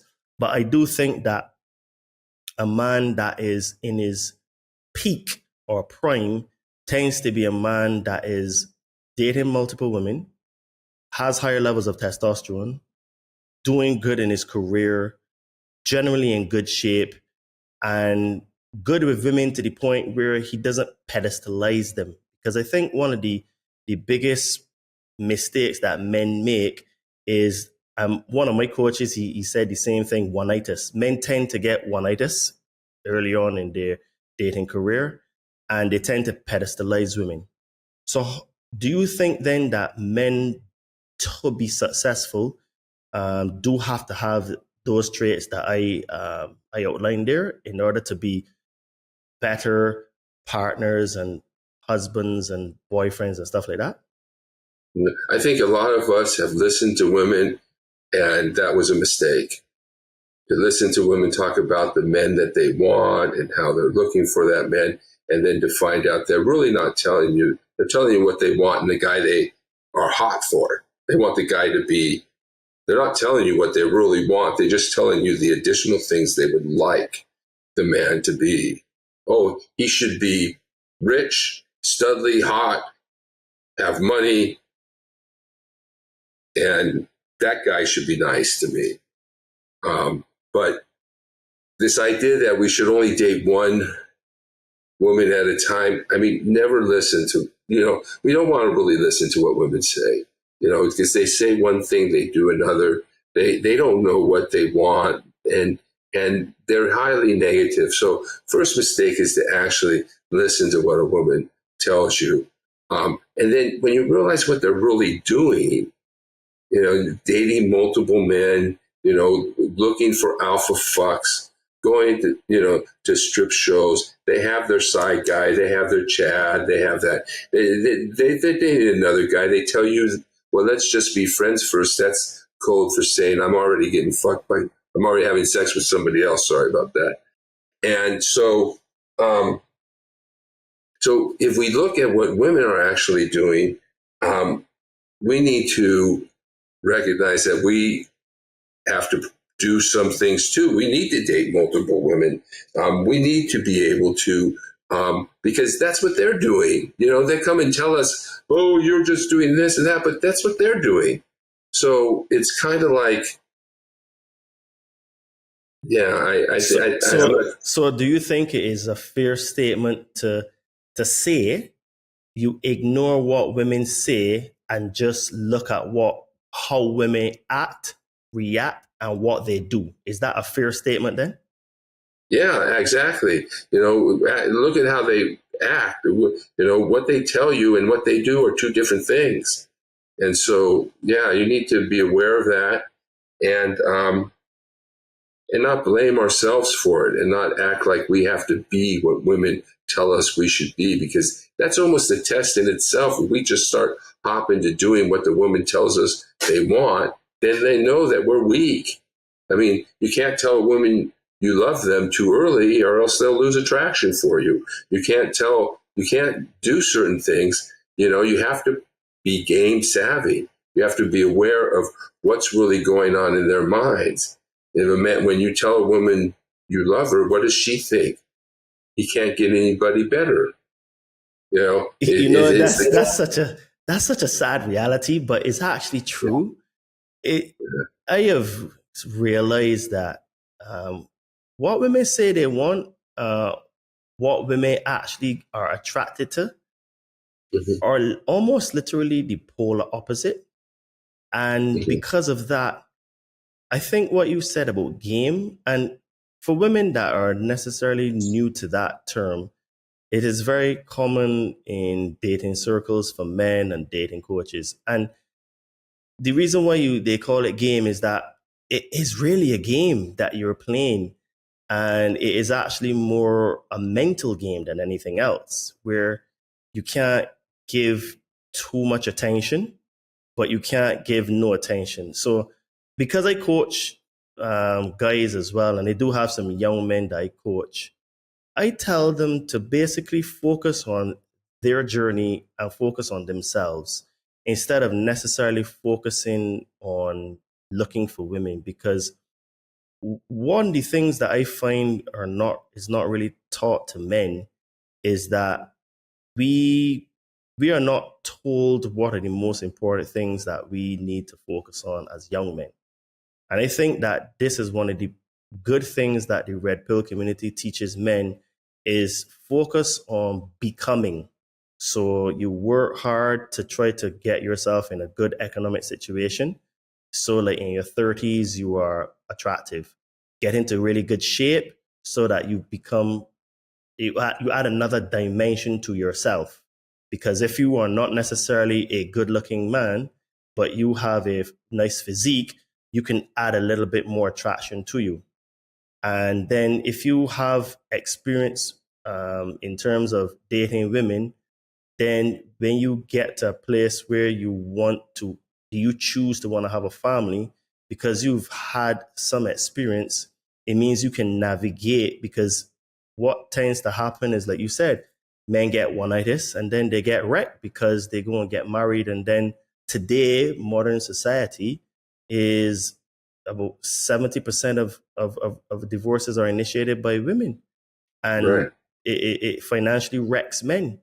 So I think that Emotionally too. emotionally as well, I think that one of the key things for a man is to really focus on his purpose, his mission, improve himself mentally, spiritually, and physically, so that he can become the man he really wants to be. So by default, he becomes attractive instead of necessarily chasing a lot of women when you're young, because it tends to have you looking here and there, and you end up wasting a lot of money and time instead of building up yourself, right? So Right. Yeah, I think that's right. I think um, that one thing is that recognize that women are, and I don't want to say this, but that they sell themselves. They're innately, and especially when they're young, they're not looking for a relationship. I mean, you got to recognize that, and you got to act accordingly. And these women will come and tell you, "Oh, you're not being true. Only one man," so forth, and all that. But really, they're not ready for a relationship at all. And so you've got to realize that they're just there. And I had this one young man say they're for entertainment purposes only. It's a sad, recreational but purposes only. Yeah. yeah, recreational purposes only. They're not relationship material at that age. So if you go in with that, and like my idea, I wanted a girlfriend, that was stupid. Really, I mean, I saw other guys had girlfriends, but really, if I understood how women really were and that they weren't really looking for relationships, then maybe I wouldn't have put so much blame on myself. And I think with this game thing, I've actually have taken a different tack. I started to learn comedy, so I'm taking this comedy class right now. And on October 5th, there's going to be a graduation show, and I'm doing sort of red pill comedy, where I'm going through this, this same things you hear on date after date after date after date. The women say the same things. They don't know that the woman before them said the exact same thing that they said. They think they're original. They think that that's them. That's only them. But they're saying the exact same things over and over. And so I try and make comedy out of this relationship. And sort of, there's a real taboo on making women the butt of jokes.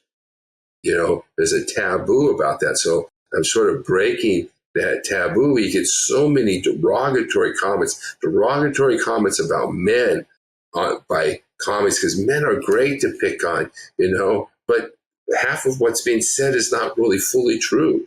So I'm working on developing comedy as a way to speak truths that people really can't swallow otherwise. And that's what these red pill truths are. People have difficulty swallowing the truth most of the time. And so it's absolutely right. When I focused on my career, okay, so 30 wasn't the time when I became attractive. I wasn't necessarily red pilled at 30. I didn't get red pilled until after 50 years old. So, but I did focus on my career. I sort of was horrified, and I had women who would come, but they were not relationship material. Really, I didn't necessarily think of it that way. But when I look back on it now, I see that they simply went on, and I couldn't tolerate some of the. It's interesting. I have post-traumatic reaction to certain behaviors, and I need to know what's going to happen. I can't just be pulled into a situation where I may be pulled up on stage or have to behave. And women think they can do anything when it comes to sex. But I focused on my career. I got my law degree. I came out to do Social Security disability law. I didn't get married. I never got married. So I was saving, and now I've saved enough to retire. A lot of people don't have enough money to retire. And then I got red pill. I grew a beard. I lost a little bit of weight, made myself a little better looking, got some action, and maybe found the person that I feel at age 60, this is the only point. Women aren't really looking for a man for the rest of their lives until they're in their 50s. When they're in their 20s, they're not looking for a man, period, unless they can really stumble onto a rich guy. And then in their 30s, they may be looking for a man, but it's not forever. Yeah, sure, it would be nice if it goes to the very end, but basically it's still short term. It's still marriage, children, support, protection type of thing. And so they're not really ready to get with a man to be with for the rest of their lives until they hit their 50s and 60s. And then, like you said, the gray divorce situation, where they will leave the man they've been with all their life because they want to have this new chapter in their lives, they call it, a new chapter, which is a new chapter, a new man, a new romance. That's what they want. So in some ways, I feel it's safer for me to get into a committed relationship, at 61, even to get married at 61, because the woman is finally there saying, I want to spend my final years with, going around the world, having romantic adventures with a man that I have burning, genuine desire for, and so forth. And so it's not until you get to 50 or 60 that women are actually looking for a long-term relationship, and that they will fool you all along, and they will fool themselves. This is a story of Adam and Eve. Women will deceive themselves in order to deceive men. Okay. And so if a young man quoted Rollo Tomasi as gospel to you, what would you tell him first if he did that? Well, I don't know if anything's gospel. You have to keep this is the thing when we get to the discussion of propaganda. You have to be critical. You have to ask, what are they not telling you? What are they not saying? And so you can't take anything as gospel. You got to have a critical mind. And this is where I get concerned, because truth gets combined with falsehood, and then it becomes misleading.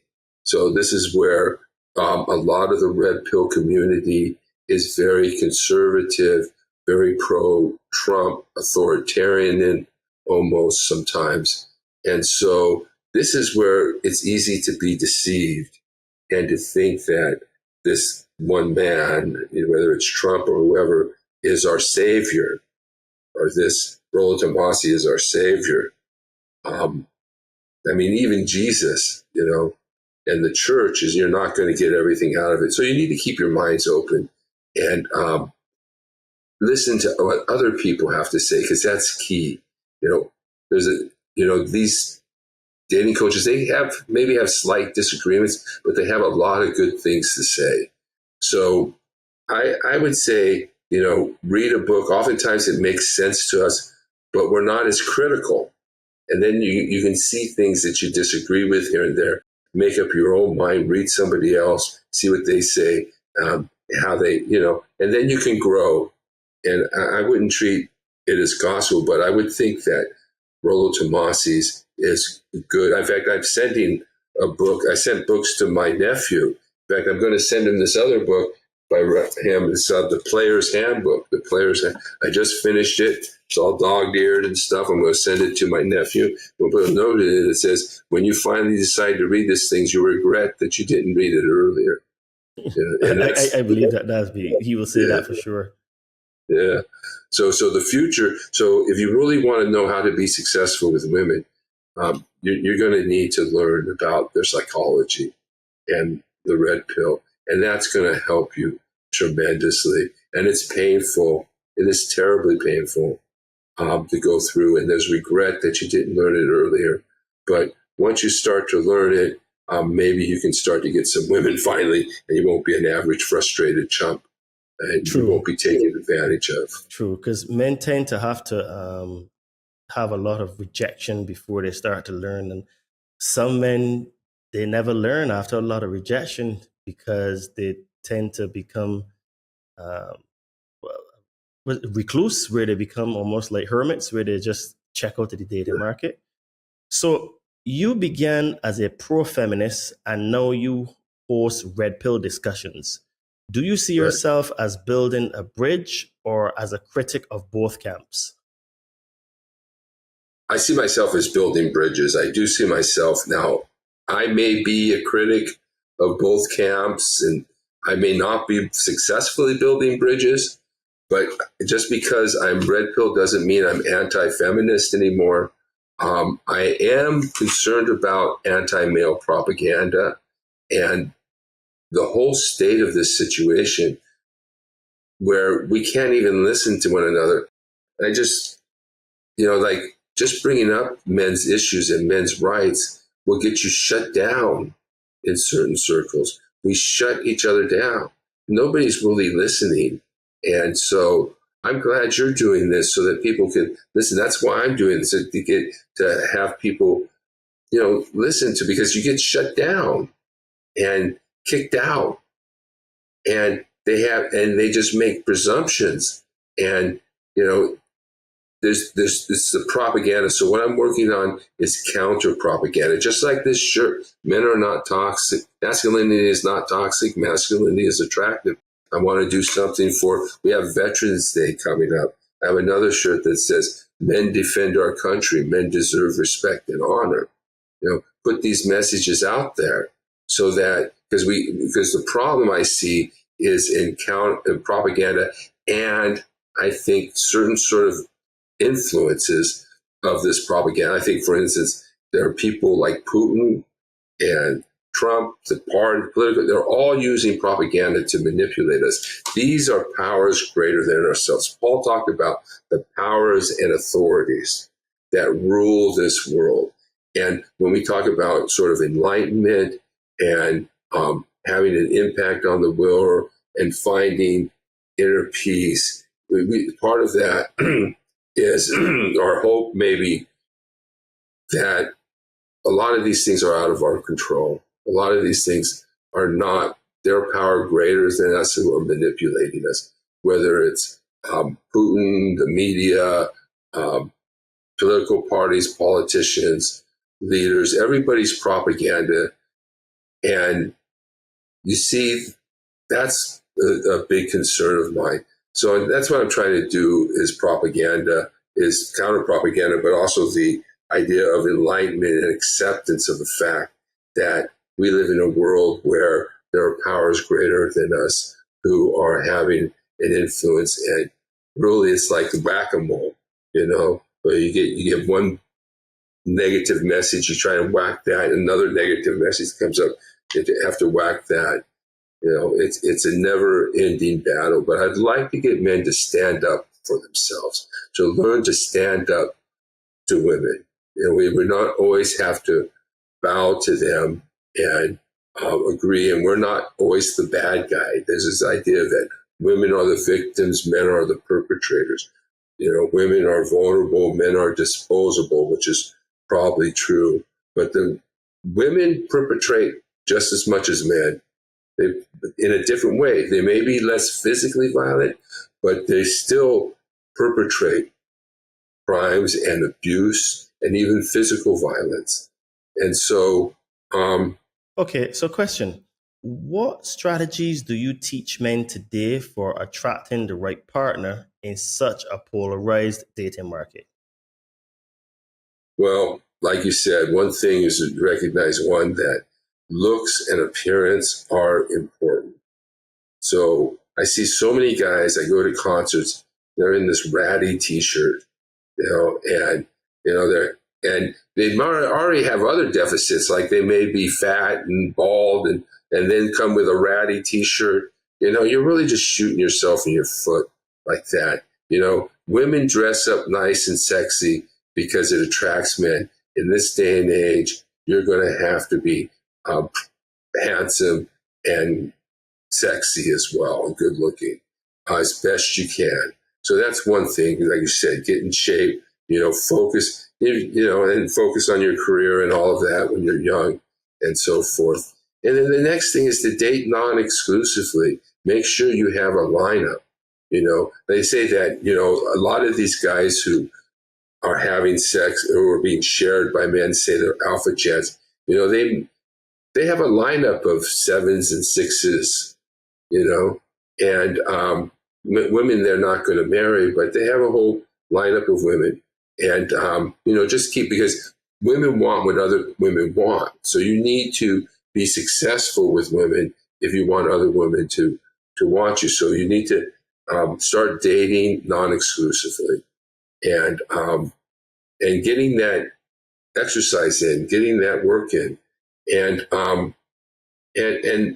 those are the two main things. And then also you're getting your house in order. I'm not so big on that. I think that women should contribute to the household.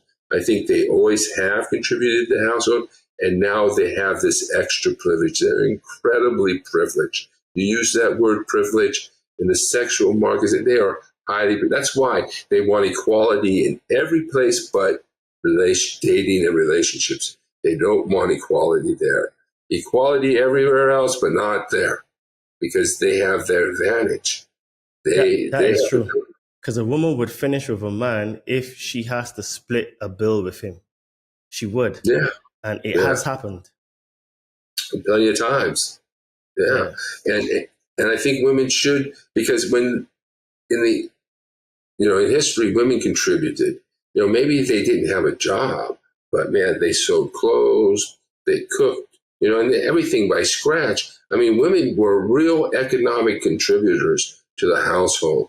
And now there's this idea that they all want to be kept women, that they all should be provided for, they all should be protected, that they shouldn't have to work. And it's a status thing if you can get a guy to take care of you. Now, the more beautiful, this is the thing, a lot of women say, oh, I'm not like that. Not all women are like that, but it's true. But the dividing line is not between the good woman and the bad woman. The dividing line is beauty. The more beautiful you are, the less compromises a woman's going to make. So, yes, that's an absolute fact. Because they get tons of attention from the age of maybe 14 years old.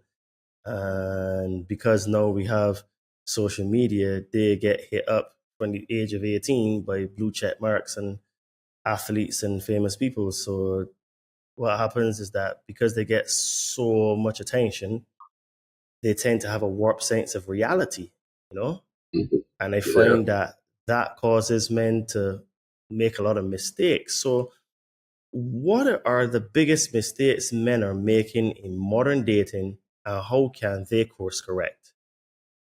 Oh, well, that's a big one. But the first one is to buy into the feminine and not be red pilled. That's, is to buy into that narrative of the one woman, one man type of scenario. The woman's only telling you that, because she doesn't want you. She wants you to be with her only, but she still wants to date those other guys, right? So she wants to make sure you're lined up with her. And then once she feels secure, and this is a big mistake, once she feels secure, then she can start looking around for other people. So don't commit. I mean, I went on so many dates where The first meeting, they're talking about, I don't have sex outside a committed relationship. I try to make a comedy routine out of it. And they say, you're free not to have sex for as long as you want. Don't let this idea that you can't date multiple women and you can't have a lineup of whether they're 4s or 5s or 2s or whatever, that you can't have your own lineup. Women share men. Don't think that because you're going to be a good guy, that you're going to be a one-woman man. There are really no one-woman women. I mean, one-man women, they're all doing it and they're sharing men. So don't feel guilty about doing that. They have, they're trying to get something from you. They have their criteria, right? And a relation. And then also you've got the one-itis, this idea that this is the one woman for me. Rollo Tomassi says that we just meet each other's requirements. We just are able to offer to one another and meet the requirements that we're looking for. Now, I'm not sure because I'm spiritual, and I do, it's not just Christianity. I do divination, tarot cards, things like that. And just this weekend, I had my girlfriend, and we were doing a bullet reading. And, the mystical things that happen, we pass around this bowl, and in the bowl, there's bullets that we take out, and then we read for other people. Well, it was just me and her at the end there, and there were 2 pieces of paper in there that I could see clearly. One said sun, one said sunflower. I knew that she was going to end up reading for me because I was sun, and I knew that that was her because of the connection. So there is a spirit. There may be some spiritual connections. There may be the right woman. There may be spirit working for you when you meet that right woman, or bringing these women together. But just don't think that this woman is sweet and nice and is not doing shit behind your back. You need to learn about that and keep your guard up and date multiple men non-exclusively, and don't let them tell you that just because we're having sex, if they want you to commit in order to have sex, say, well, you know what? We don't have to have sex, and you should be getting that elsewhere. You don't need to get it from that one woman. Get it elsewhere. That's and very don't let interesting. that woman tell you, that you have to commit to her. Because the moment you do, it's like a test. It's like a shit test. You've just admitted that you've got nobody else. And that's sort of, that woman wants a man who other women want, and other men want to be, and other women want to have sex with. So don't tell her you don't have anybody else. It's a real irony when you think about it, that women are attracted to men that other women want. So even though women say that they want their man to just be with them, what I realize is that the day that a woman realizes that her guy isn't being desired by other women, she tends to lose attraction for him. And she tends to be much more into him when she realizes that other women want to sleep with him. So is this kind of a real dichotomy where, men actually need to be attractive to women? And I mean, you can bring the morality issue into it, but I'm not going to go there. I'm going to say that when men do have sex with multiple women, they are much more attractive, and women tend to be a lot more interested in them because, like you said, it's just this, even in men, human nature is that we all want the things that other people desire and that we necessarily can't have. So there seems to have to be this sort of unconscious understanding that he can leave and get another woman and she will tend to be more into him. So if masculinity is in crisis, what are the first steps men can take to rebuild it consciously? Well, yeah, one of the things you were talking about is called dread, and Rollo Tomassi talks about it, this idea that the woman is more excited and sexually stimulated when she's afraid, when there's the potential of losing you. And then once that potential of losing you goes away, they become much more blasé, much more take you for granted, and so forth. But your question was, can you repeat it for me again? Sure. If masculinity is in crisis, what are the first steps men can take to rebuild it consciously? I think we need to learn to stand up to women and stand up for ourselves. And I think we need to create, women cannot represent us. If we, and there's this idea that, oh, men are the ones that empower. Men are represented by, they're just there, they're represented. But no, our itch, we need to represent ourselves, in this thing. It's not, equality and so forth, and talking about inequality and men living in despair and loneliness and the deaths of despair, and how the court system is most guys get red pilled when they end up in the court system and realize how unfair things are. Facts. And so, so we need to be able to stand. Women going to male strippers, do we really want that? As men, are we really, we get in our idea, oh, they're coming, oh, they're going to strip, they're going to come out all horny, just like me going to strip. I'm going to come out all horny, right? But no, they've already had sex. Strip shows are not what you think they are. And when she's looking at an alpha, she's denigrating you some ways, but, that they've already had it. They've already, it's basically prostitution in a lot of these clubs. They think because gay men had these male strippers that they can perform oral sex on, and that women can do that too. And the reality is we don't get that. We may be able to go to a brothel and get some sex, but we're not going to a strip club or a strip show and getting it, and it's going to be very, very costly. So we need to be able to stand up to women and stand up for ourselves. And we need a movement to deal with some of the issues that men are facing. I mean, let's face it, we're not going to be able to provide for women anymore. We're not going to be able to, a lot of men are being left alone. We're heading to a world where most women are going to be childless and alone, a large percentage, 30-40% of women, because they just can't accept being with a man at their level, because they got so used to, and they can have sex with a guy who's a top 1%er, and they don't need a guy to pay for the bill. So why do they need a guy around?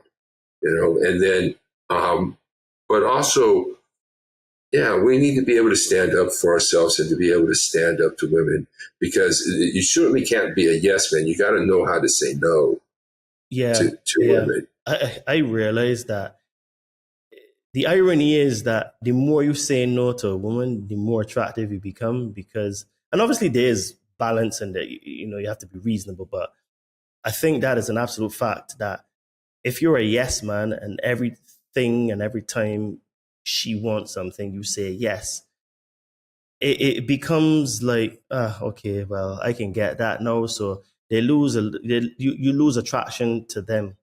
So I do agree with that statement, where you have to be able to tell them no, and stick to your no and not change. So what daily practice or mindset shift has had the greatest impact on your own healing and growth? Well, one thing I wanted to say in response to what you just say, I often tell men, don't pay for anything that doesn't make you a better lover.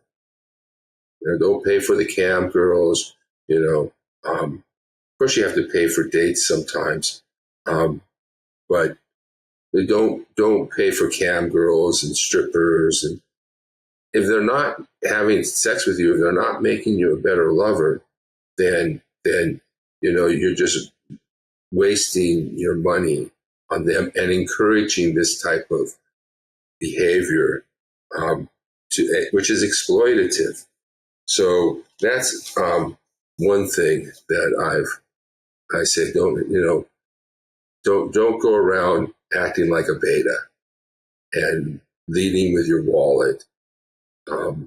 Try and get, if you can, lead with sex. You want them to desire you physically more than you want them to desire your money or your status or your job. Although they're going to do that, and there'll probably be other things. So I'm just asking, and that may be right for me, and maybe some guys, they're just not going to be able to get women. They're going to have to pay them. They're going to have to pay them, and women expect money. Oftentimes, even if they're not prostitutes, they expect to be paid. And so just take advantage of that situation. Don't get yourself hooked up into it. Like I went to Brazil recently, and I knew the woman was basically there because I'm American for money. Yeah, they have this. Yeah, they want to lock you down. Yeah, they want to have that relationship. Yeah, they want to get a guy who like that. But you don't have to capitulate to them. You don't have to feel bad about because they're trying to go after you for their own reasons. So just pick and choose.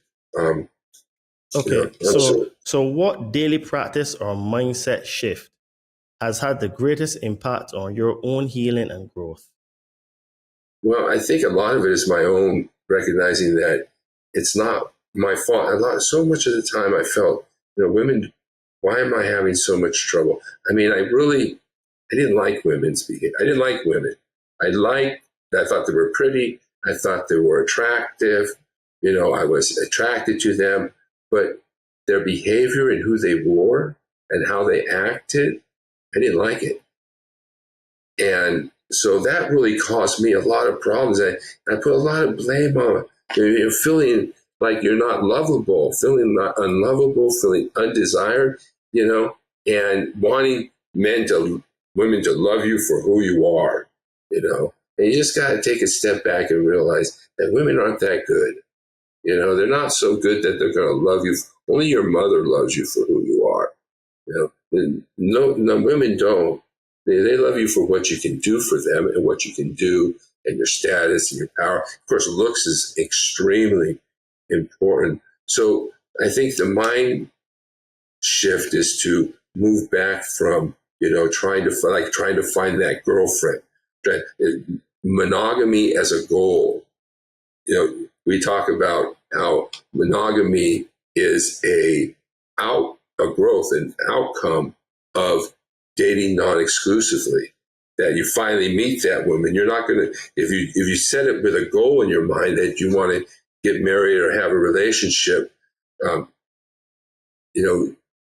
do that, because most of the women that you're with, maybe they're not even considering that, with you. But so just have a mindset that women are not sweet and spice and everything nice. They're not. And when they talk to you about, and they say, well, I'm not like that, there's a lot of, they're just, it's not because they're better. Maybe they're just not as attractive, and they can't do it, or maybe they're lying to you, or maybe they're not, just don't be so into being the white knight and being protected. Take everything they say with a grain of salt. Don't be afraid to have multiple women. They're doing the same thing to you. They're trying to get stuff from you. Just try and meet women that are like, I met a woman who will pay for herself, contribute to the relationship, is reasonably pretty, enough for me, who has sort of an austere background. She didn't hang out for sororities or going to strip clubs or have her alpha widow, which is, she has this guy or these guys that she screwed. She thinks she can get them again, but she's really not at their level, but she can't get them out of her head. And you would never compare to that. So, or they think that, their life is going to be them going to the strip club and sending their men off to the strip club and then going to have sex with male prostitutes. Just keep in mind, who they really are and not your fantasy of them. And then you can sort of see that,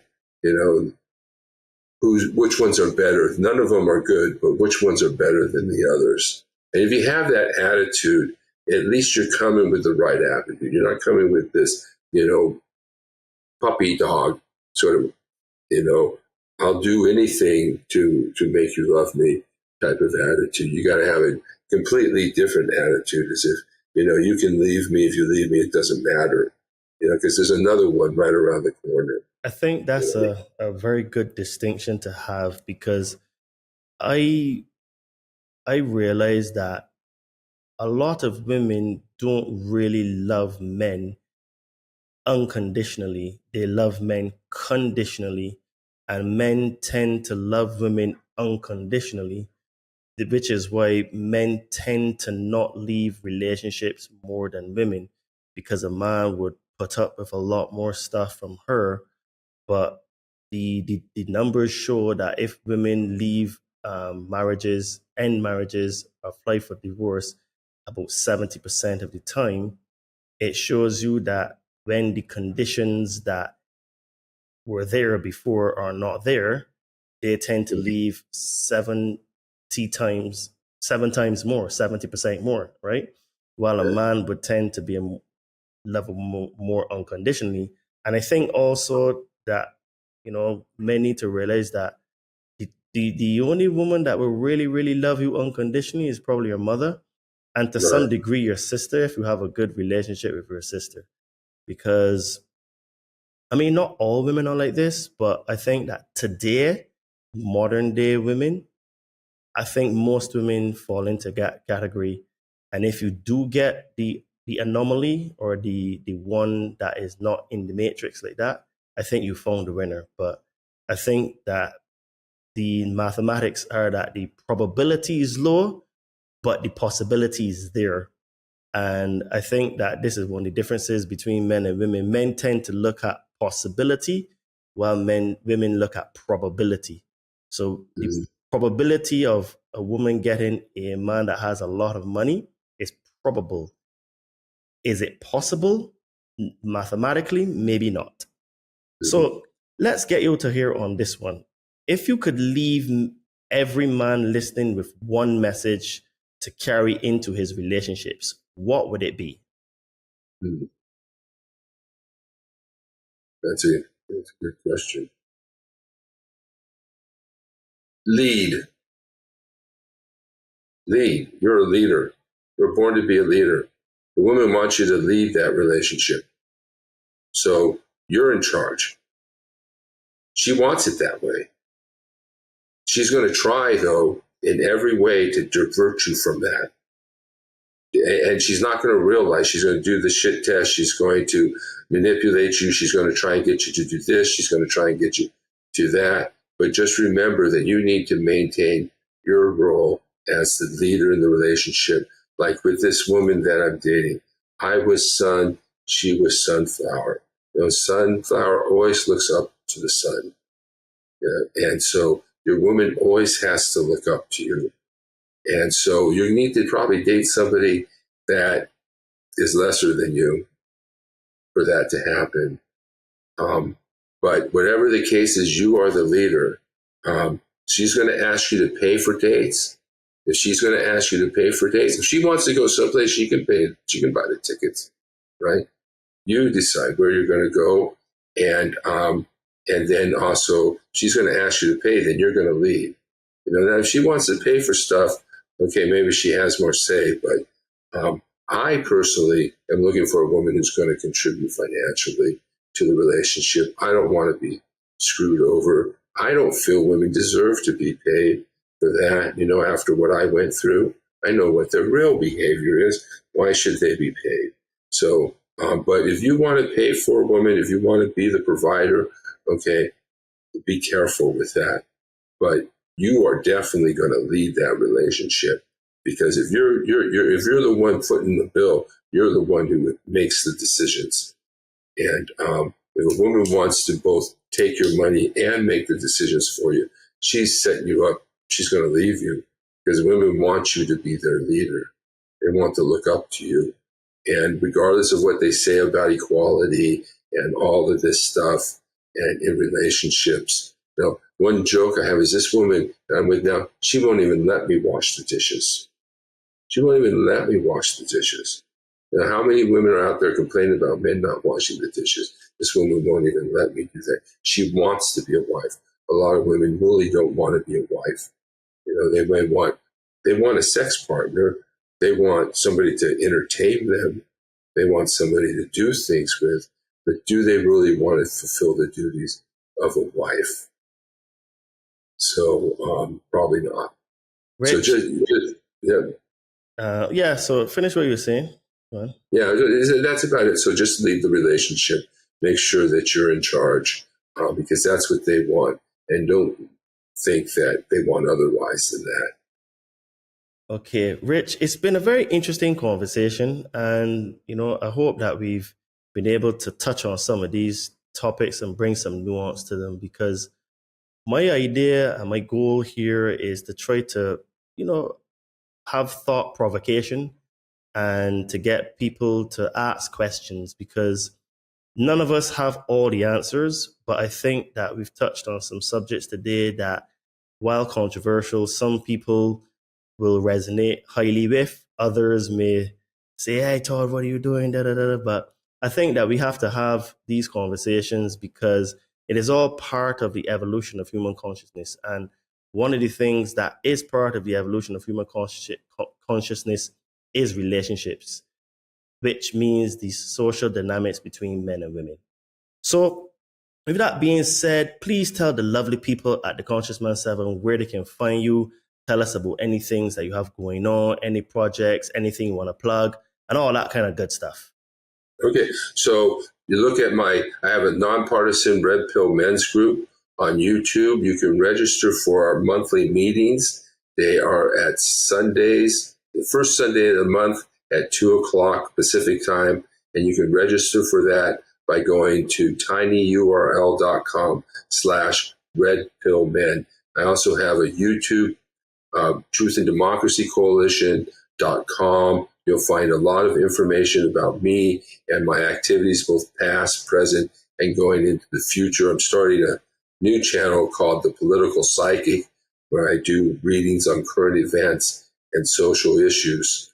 And also, I'm having my birthday party, and everybody who's in Bellflower, California, can go to the website of the Stand Up Comedy Club and get a ticket for my birthday on October 15th. It's our graduation class, and here's some red pill comedy. So I'm also on Facebook, but the main ones are the Nonpartisan Red Pill Men's Group and truthanddemocracycoalition.com. I also have Truth and Democracy Coalition YouTube page as well. So those are some ways to be in contact with me and get involved in this movement. Awesome stuff. And guys, all the links to everything that Rich has got going on will be in the description of this podcast. And one of the things that he touched on today that's really important is that men need to get into shape.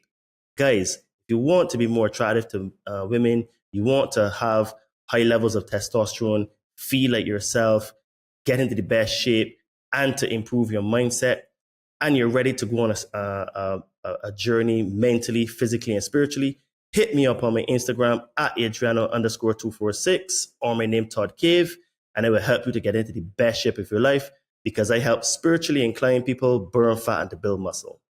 And if you are on a spiritual journey, or you would like to start a spiritual journey and you would like some help removing some fears and traumas, I can help you to get some magic mushrooms. So again, hit me up on my socials at Adriano_246, and let's see if I can help you to get some magic mushrooms. And if you would like to support this podcast, please remember that you can do that via our merch store. We have some cool tank tops, hoodies, shirts, and sweats. Link will be in the description of this podcast. And that helps us with things like editing of the podcast, spending time to get some great guests to come on. Like we had a chat today with Rich.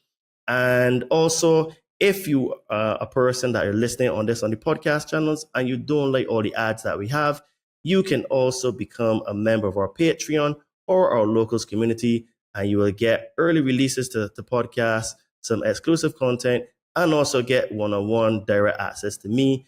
And then also you can also not get ads. And this also helps the podcast because we have some more great, amazing guests coming, and we want to up the production and we want to go back to 2 podcasts a week. So if you would like to be part of this journey, you like the content we do, please consider being a member of our Patreon or in our locals community. Rich, I just want to say thank you for being on the podcast today. In today's episode, I hope that we've opened your mind or challenged what you thought you knew about masculinity. Don't keep it to yourself. Share this with someone who needs it. Drop your thoughts in the comments. I want to hear where you stand on the red pill, Rollo Tomasi, and conscious masculinity. And if you aren't already, hit that subscribe button. Leave us a 5-star review if you're on Spreaker, Apple, or Spotify. This is the Conscious Man 7 podcast, where men rise, heal, and lead. Many thanks again, Rich, for coming on to the show. And, I think that we, covered some really interesting topics today. And these are topics that I want to start leaning into a little bit more because I think they're quite important for what we have to come, because the stats that you said where in the future 35 to 40% of women will not have children and be single means then that men need to step up their game and get game in order to be attractive to women. Anyway, guys, this was another podcast. Thank you for tuning in to another great episode on the Conscious Man 7. Don't forget, keep smiling, keep shining, and keep being the change you want to see. Speak to you soon. Cheers and namaste.